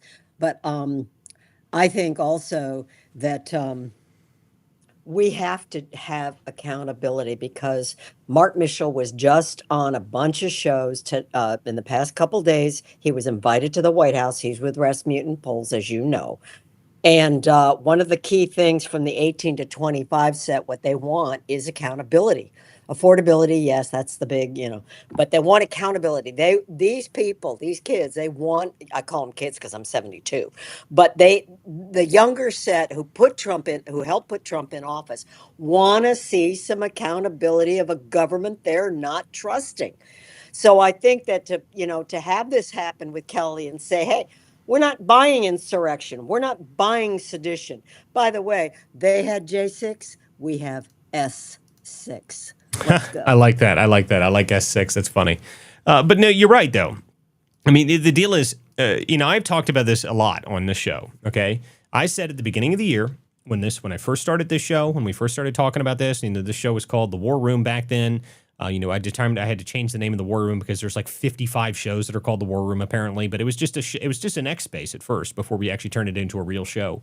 But we all said it, okay? And people who have been on this show and been following this show for a long time, that we've all talked about this. We talked about it at the beginning. If I'm willing to be patient on accountability, but the accountability is mandatory, not optional. Okay, you can go search my profile. The first time I probably said that was probably back in February. Okay, the accountability in this country has to come forward. Okay, you have to have it. The people that tried to open up a counterintelligence operation on the sitting president of the United States have to go to fucking prison. Okay, they can't get nice cushy jobs. They can't get $1 million settlements from the Biden DOJ. None of that shit can happen. Okay, you tried to subvert the will of this people in this country, and you need to go to prison, and you need to go to prison for life. You can never get out ever again. Okay. All of the people that were involved in that needs to happen to them. Okay, now I'm going to be very pissed if that doesn't. I mean, it just shows you that they can get away with it. How can you have a country? Explain it. How do you have a country if you get away with this? Okay, so intelligence agencies, they decide they don't like the president. They decide, okay, well, we don't like the president, so the incoming president that's coming in now, we don't like him, so we're going to open up counterintelligence operations to subvert his presidency before it even starts. Okay, then as that goes forward, we get caught in that. Nothing happens to us. We get fired. Then the next president that comes in, he gives us $1 million settlements. So there was not only zero, consequence for us trying to subvert the will of the people and overthrow our sitting president. We also got paid to do so. Like what? What do you mean? We don't have a country if that's the case. Okay, it doesn't matter. Who cares who we elect if that's the case? It doesn't matter at all. If you don't have some sort of accountability for those people should be shot. I mean, like the way I look at it, nearly destroyed the country. Okay, they completely subverted the will of the people. Are you kidding me? It is treason in my eyes, the way that these people did. And if you don't fix it, they can do it again. And they know they can do it again because you didn't do anything to them. That's the problem. Yeah. Absolutely, Walter. That's one of the most aggravating parts about this, having now followed a lot of this doctrine that's like spreading into the U.S. from overseas. I mean, this is like the same narratives that they push, right? And we know that it's the enemy's pushing it. And it's like, it's the most aggravating part. And it's like, these people are internal to the United States. And I know we always talk about it, but I don't think people realize that like, I keep stressing this. There's over 1,100 days left in the Trump administration. Okay, we still have time, but we have to wake up every day knowing that they're going to try again. They're going to try and take back this power. And when they get it, you damn well know they're going to abuse the shit out of it. So I'm not saying abuse the power, but I'm saying hold everybody accountable to the T, to the letter of the law. Don't play these games no more. It can't happen, right? Like it's like, what are we doing? We're gonna slow down the demise of America? No, like let's just save it while we have the support that we need, and we can worry about that later. A lot of people are gonna be upset. There's gonna be a lot of fuss. What are they gonna do? They're gonna burn some more buildings down. They're gonna freak out. They're gonna go ape shit. Whatever. It doesn't matter. I mean, but look, the problem is, yeah. And the problem is not that. The problem is we know who did it. Okay, it's not like this is a conspiracy. Like it's just an abstract theory. Okay, that's the problem I have with this in generally. Okay, it's not like this is an abstract theory. We know who did what. We already have the documents. I already published half of these documents before they even came out this year. I knew about it. All of this stuff I've been talking about it for years. Okay, everyone that is in the know knows what they did. Okay, we know what they did, who did it, by the number, almost to the T of how they did it. Okay, we know the names. We know that it was Bill Price-Time, Jim Baker. We know these people. We know that they did it, and nothing happened. Okay, nothing has happened to those people at all. Some of those people are still practicing law today. Like, how is that okay? I mean, these people opened counterintelligence operations on a sitting president while he was the president. He was their officer, their commander-in-chief, and they opened counterintelligence operations on him. How do we have a country if those people don't go to prison? That's what the problem is. I mean, if you don't fix it, they will do it again. They will do it worse next time. So you would then essentially, if you don't have some sort of accountability for those people, then nothing we do as citizens matters anymore, because if the intelligence agencies don't like him, well, just, we'll just get rid of him. Who cares? The fucking peasants voted this guy and we don't like him, though. We'll get rid of him. That's what it is. That's what that means. Do people not see, I guess I don't understand how people don't see how serious that is. Does everyone not grasp that if the intelligence agencies can remove a sitting president because they dislike him and they dislike who voted for him, then it is meaningless. Everything is meaningless. The republic is broken. There's nothing we can do. It doesn't matter at all. So if you don't have accountability for that, they will do it again. They'll do it again in a heartbeat. So this is, it's beyond me. And I guess you can even argue that they kind of did do it again, didn't they? Right? I mean, so they had Crossfire Hurricane when Trump came in the first time, and they had the Russia hoax that was all completely contrived and fake. So they managed to subvert the first 2 years of his presidency. And then when they got rid of him completely, right, so then they get rid of Trump, go into 2020, Joe Biden wins by the obvious most free and fair election that has ever been free and fair. He got 80 bazillion, 9 million trillion votes. Everybody loved Joe Biden so much. He was so dead and so amazing that, so many people showed up to his rallies that they had circles and cars and vans. But, that's, obviously the most popular president of all time. Joe Biden wins, right? So Joe Biden wins. And then what do? So they get into that. And then what do before Trump even gets into office? They spend the entire 2 years leading up to his election trying to imprison him, trying to ruin every person in every single business that he's ever been part of. They tried to arrest every person that was nearby him. So that sounds to me like the exact same problem, doesn't it? I mean, what did they do in the Crossfire Hurricane stuff? They spied on his businesses. They went after people around him. They claimed that people were near him were part of Russian operations. They claimed all these people were working for the Russians and all this crap. Didn't work.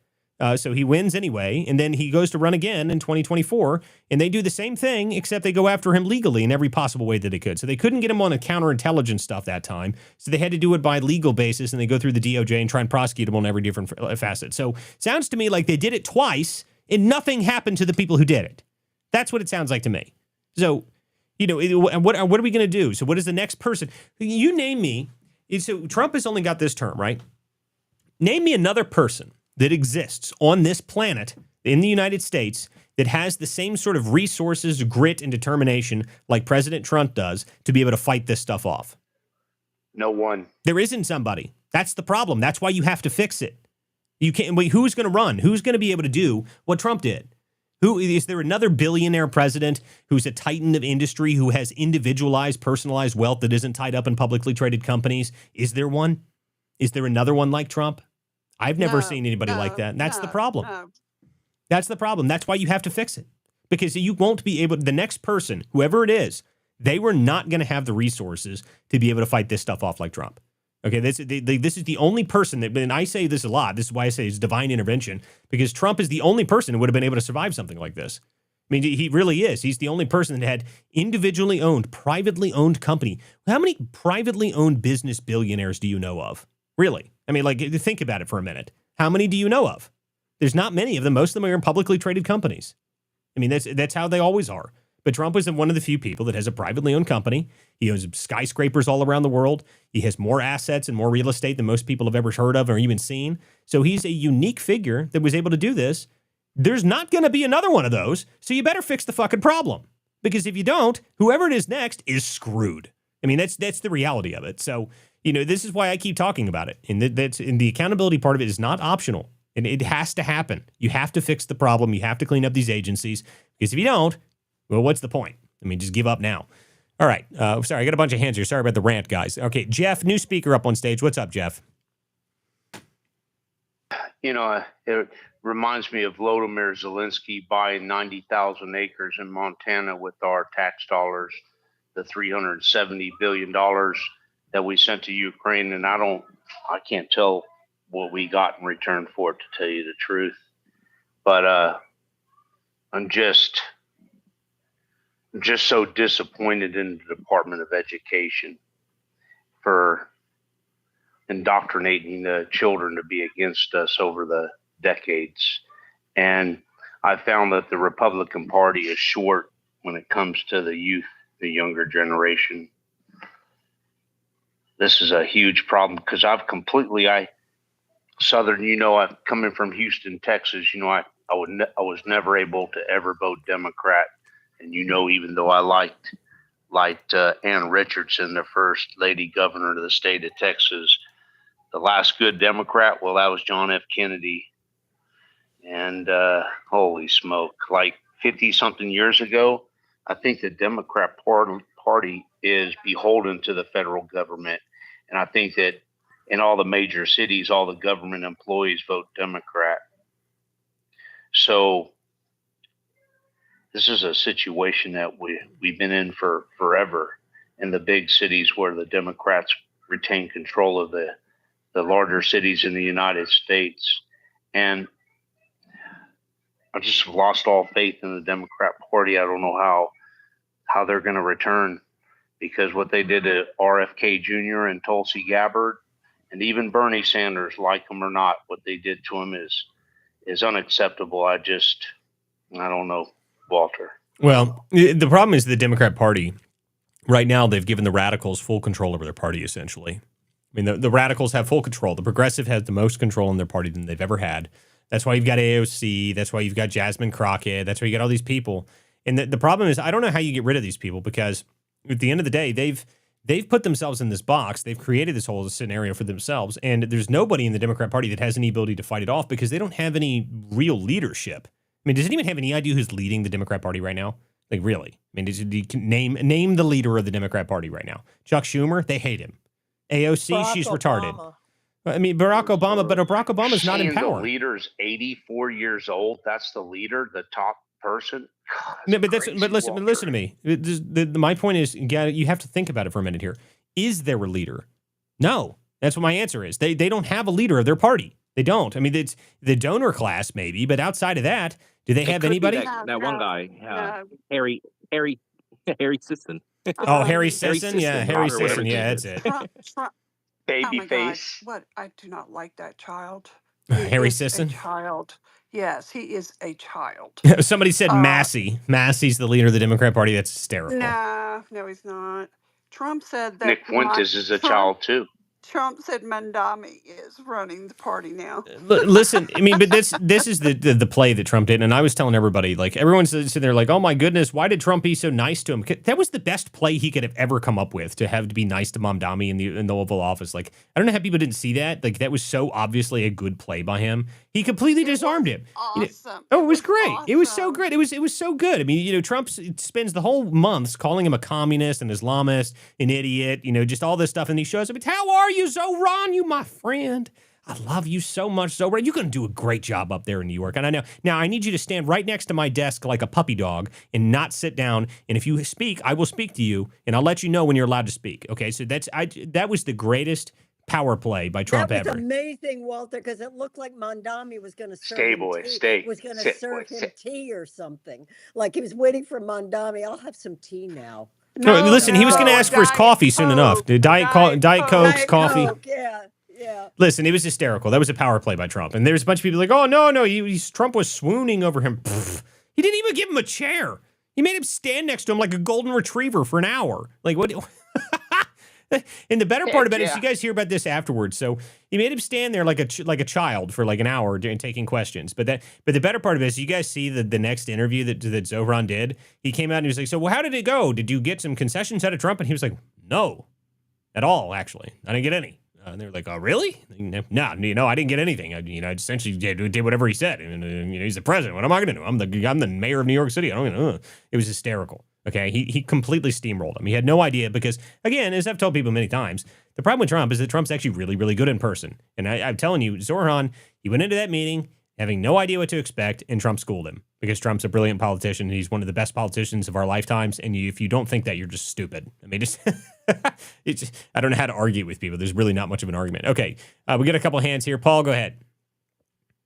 Actually, you said a lot of what I was going to say, but I'm confident that they'll deal with Kelly, the military.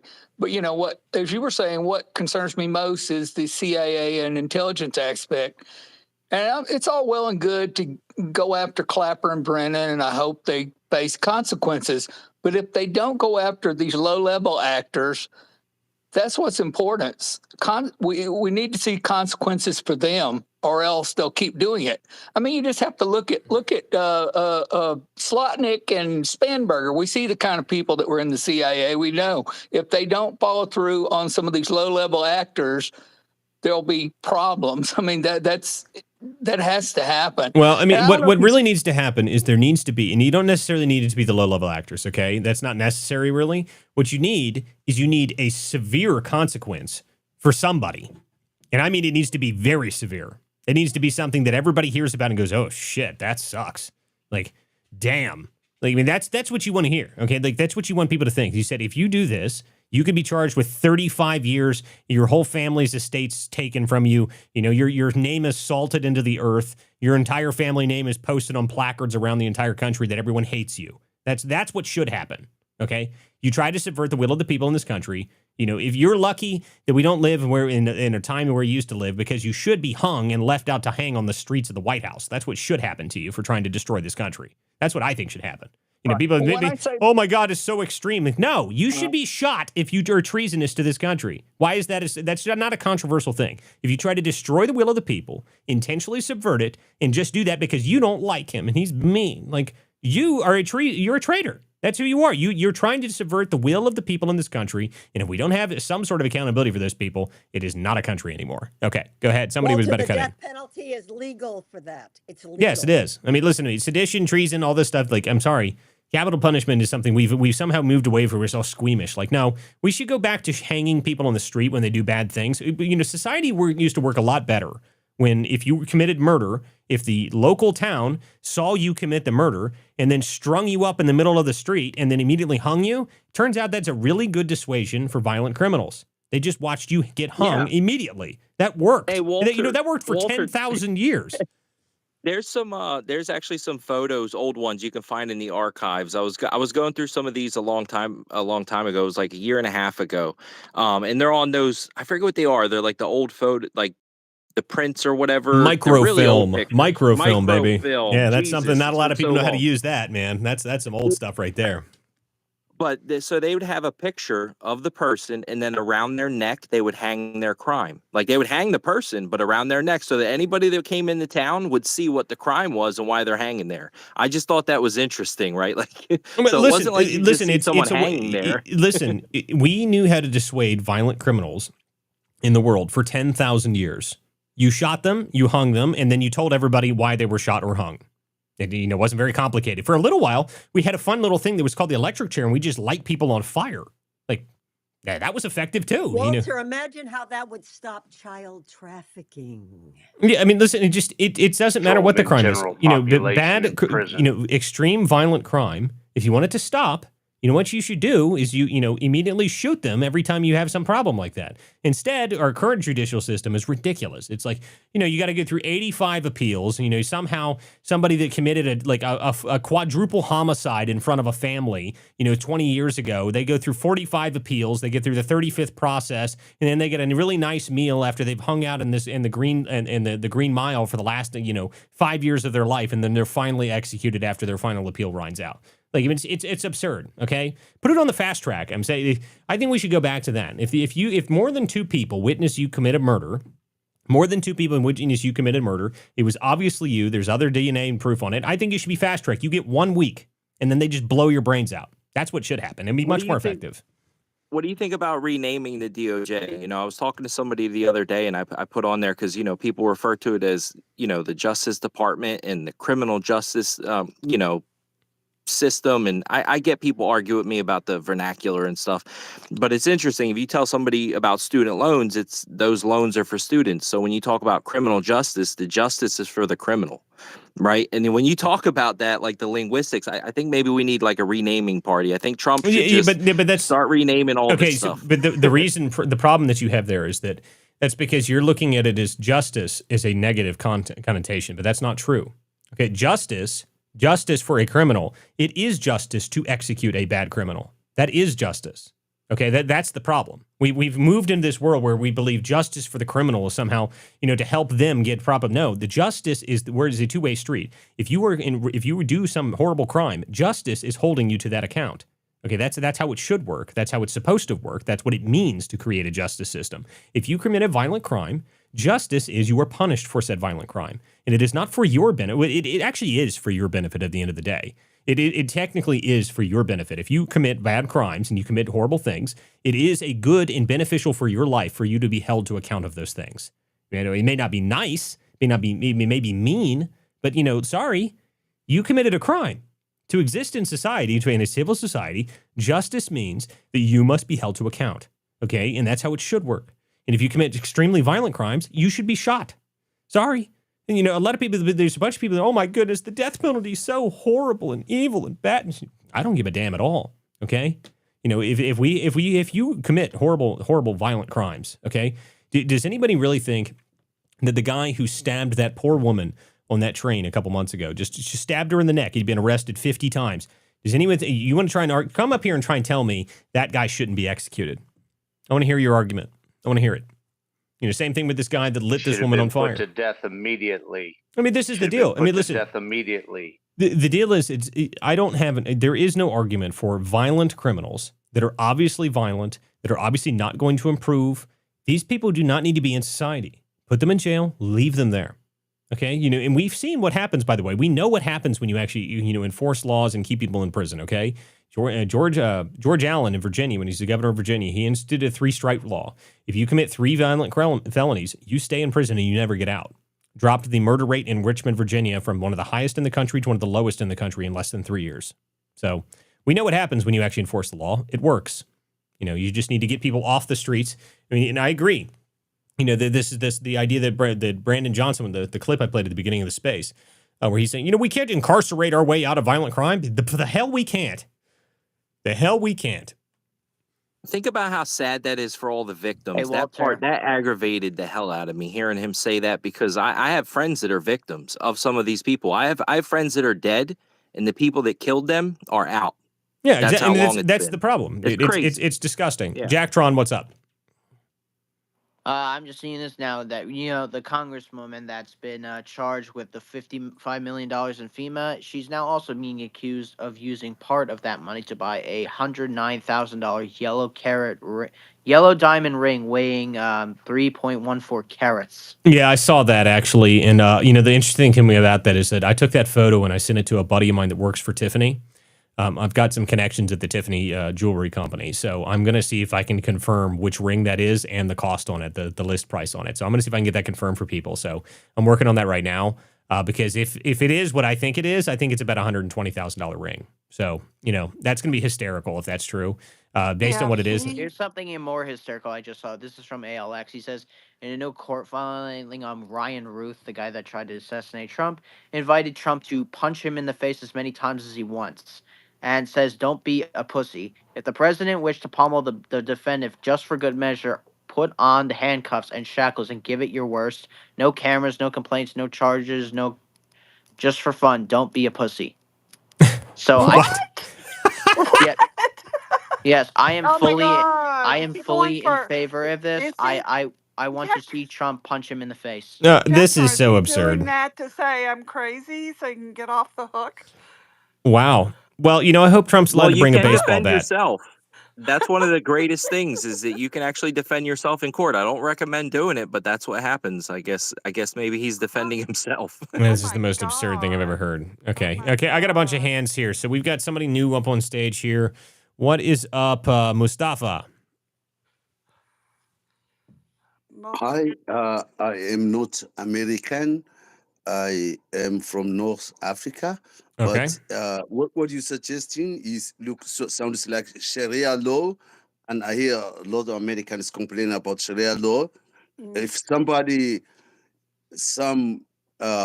testifies, I think a couple of people, I'm not sure, if they testify that somebody did that crime, then the next thing is to give the punishment.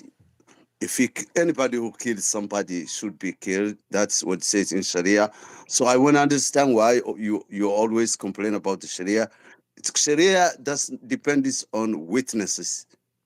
So the reason, so I'll go ahead and respond to you because Sharia law may have some benefits to it in that way, okay? But the Sharia law also has a bazillion things that are horrible about it. So that's the other problems with Sharia law. Sharia law also says that you can kill your wife if you don't like what she did. You can also execute your wife. You can also beat them. True. No. We're not going to play this game.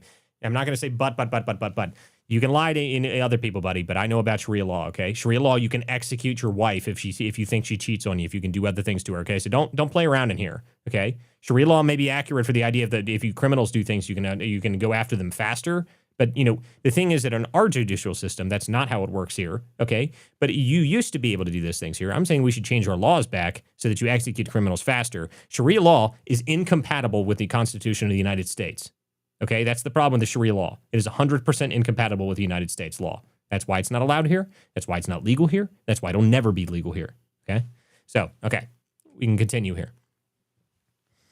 Yes, if you have any sources that where Sharia law it says that, I would appreciate. I never came across that, but I have a source, academic source, Christian, who suggested that Sharia law is the only system that can work, that have been tried over 1,200 years. Okay, buddy. So you want his name? Listen, check it out.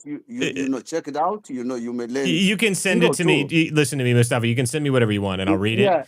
Feel free to send it. Feel free to send it to me, Mustafa. But I'll tell you right now that I have lots of sources that say that Sharia law you can execute your wife with honor killings, and in fact, I have the videos of it happening.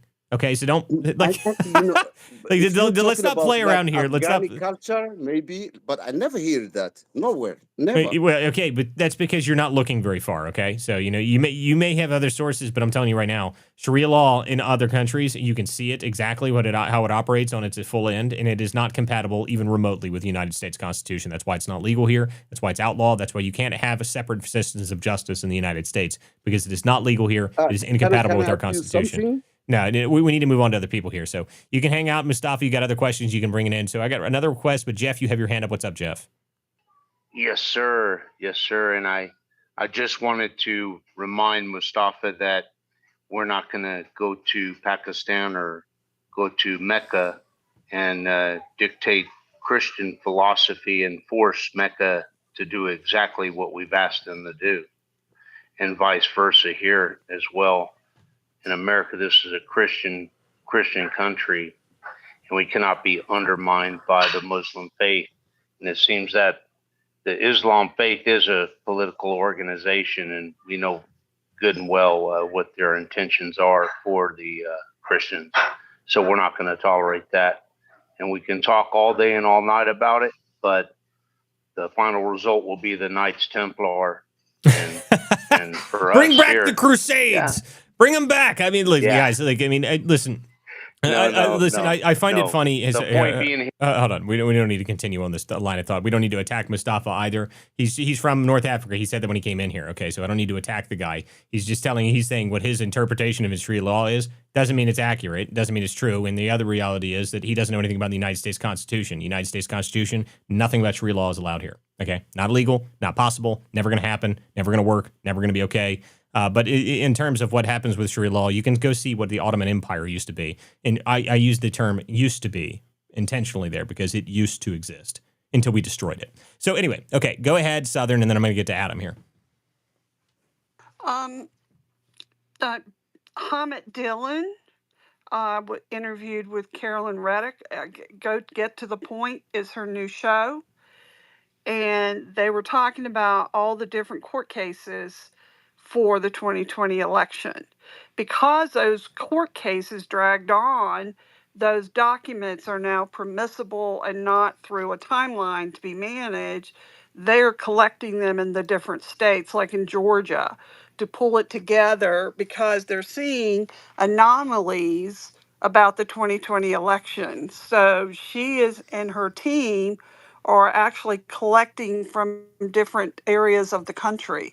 So this is going to be interesting because normally it would have been the time limit had run out, but because of all the disputes, those records had to be kept. So they're collecting and subpoena all the records now. We may find out something about 2020. Wouldn't that be nice? Listen, Wouldn't that be nice? I would love to hear more about 2020. I really would. It'd be great. Whether or not it actually happens or not, I don't know. Everyone knows. Okay, there isn't a single person that thinks that Joe Biden is the most popular president by a margin of 16 million votes. Okay, like if you believe that, like you know how you know that, by the way, because Joe Biden doesn't exist anymore. No one talks about him. No one thinks about him. The previous president, according to the Democrats, is Obama. I mean, like Biden's like, who is that? Who? Oh, Biden? Oh, no, he didn't. No, that didn't happen. You know, he's that dead guy. I mean, like they don't even talk about him. In the most recent elections, did you hear any Democrat in the most recent elections go scramble for a Joe Biden endorsement? Why not? He got 89 million votes. I thought he's the most popular president of all time. Why didn't you go get his endorsement? Well, I don't understand. But no one talked about Biden. Okay, so that's how you know that was all bullshit. I mean, like, we need to get some answers on that because no one believes that Joe Biden was the president. I mean, like, the guy was dead. He was an auto pen. I love that President Trump left the auto pen just hanging in the White House. Like, that's just hysterical. And my favorite thing is that he shows it off to everybody who comes in there. Like, every person that visits the White House, he's like, have you seen the auto pen picture? It's hysterical. It's hysterical stuff. It's amazing. Okay, Adam, you got your hand up. What's up, Adam? Nothing much, man. Just trying to get over this cold. It sucks. Runny nose like a mofo. But to Mufasa, basically, yeah, what everyone said, Sharia law is completely incompatible with the United States Constitution. Incompatible, period. And it's not acceptable. Me as a person that came from a Muslim Christian family who left the religion, you would call me a kafir. And according to Sharia law, I should be put to death. And what I say to those people that want to practice that, FAFO, come on. I don't care. I'm not afraid of you. It's incompatible. That's unconstitutional. If you were to put me to death for my beliefs or my change of beliefs, Yeah, incompatible. Please try to argue that. Well, we don't need to have arguments about it because And one thing, Walter, and I do recognize that different countries do use different aspects of Sharia law. They took out some maybe extreme aspects of it in different countries. You could look at that, grok it, and see where it applies to different countries. As far as how they go, you see reform in Saudi Arabia. They're letting women drive and things like that. They're reforming.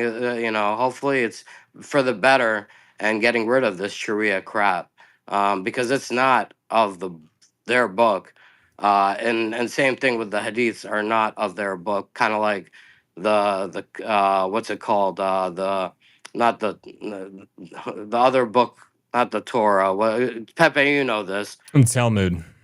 The Talmud. Talking about the It is Quran. not of their book. These are clerics. These are rulers, and they twist and contort, and to benefit themselves, oppress women, so on and so forth. Yeah, I'll yield. But if you could tell me, Mustafa, why I should be put to death, and how is that constitutional, then I'll take you up on that argument. Guys, he already mentioned that he's not from America. So as much as I'd like to say that he Yes, understands. but I know if you commit treason in America, they hang you, and that is, if it goes back like always in the Constitution in the United States. Treason is not the same thing as Sharia law. Yeah, yeah. But if you American and commit treason and you side with the enemy of deserve to be hung. America, then Yeah. But you again, commit treason. Mustafa, we're not going to have this discussion because the treason is a very, very vast difference from disobeying the tenets of Sharia. Okay, like there's not even a close comparison. Like not even remotely close. Okay, so guys, I do want to get to something here because this is a very funny thing that happened today, and I'd like to end the show on tonight on a lighter note, seeing how we just had a discussion about how horrible Sharia is. How we've had a judicial insurrection in this country, and how everything's terrible and bad. But there was some funny stuff that happened today. So President Trump came out today. And he has decided that he is going to reduce the pardons from the previous two turkeys. They're null and void apparently from Joe Biden's because the auto pen apparently was in charge of the pardoning of these turkeys. So I want to play this clip real quick because this was very funny. So I wanted to make sure everyone saw this because this is hysterical. So this is President Trump earlier today. Handsome Thanksgiving turkeys, and this is their lucky day. This is a lucky day for them. But before going any further, I want to make an important announcement because you remember last year, after a thorough and very rigorous investigation by Pam Bondi and all of the people at Department of Justice, the FBI, the CIA, the White House Counsel's Office, and the Department of Everything. We have a Department of Everything. You know what that is? I think that's called the White House. Into a terrible situation caused by a man named Sleepy Joe Biden.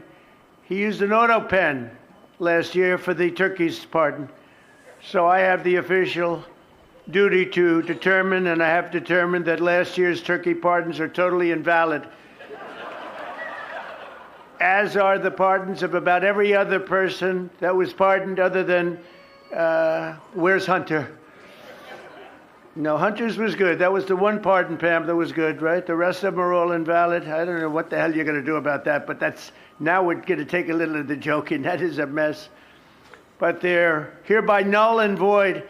The turkeys known as Peach and Blossom last year have been located, and they were on their way to be processed. In other words, to be killed. But I have stopped that journey, and I am officially pardoning them. And they will not be served for Thanksgiving. So the president has repardoned the turkeys from last year.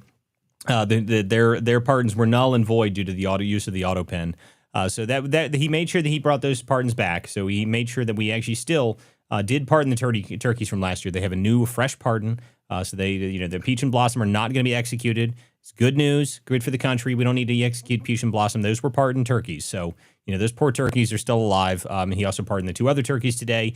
And this is the Thanksgiving tradition that has existed in this country for a very long time. So very funny that the president played into it today. And I wanted to make sure we ended on that high note this evening. Guys, we're going to shut down this evening for the evening. We had a good discussion. There's a bunch of people that came up on stage. Thank you guys for showing up here this evening. This is the Political Theater. I'm Walter Kerr. Thank you guys for showing up here this evening. I will be back tomorrow night at 9 p.m. for more of the theater. Thank you guys for showing up. Make sure you guys share this link out. Make sure you guys follow all the content up in the top here. If you want to subscribe to the WCDispatch.com, that is the best way you can support this page. Either subscribe on my profile here on X, or you can subscribe at WCDispatch.com, and we will see you guys tomorrow night for more of the theater. Thanks, guys, for tuning in.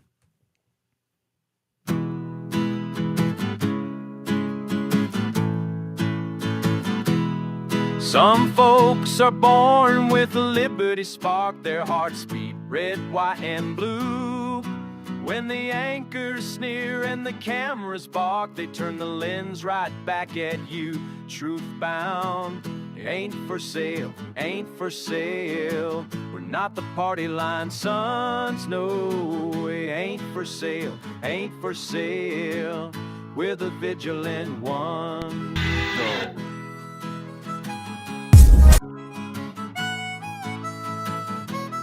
Some folks inherit silk-lined halls, spend our sweat while preaching share. But when the tax man wraps his knuckles raw, their mansions suddenly look bare, impaired. Ain't for sale, ain't for sale. We're not their banker-raised hairs, no. Ain't for sale, ain't for sale. We're the vigilant ones, so...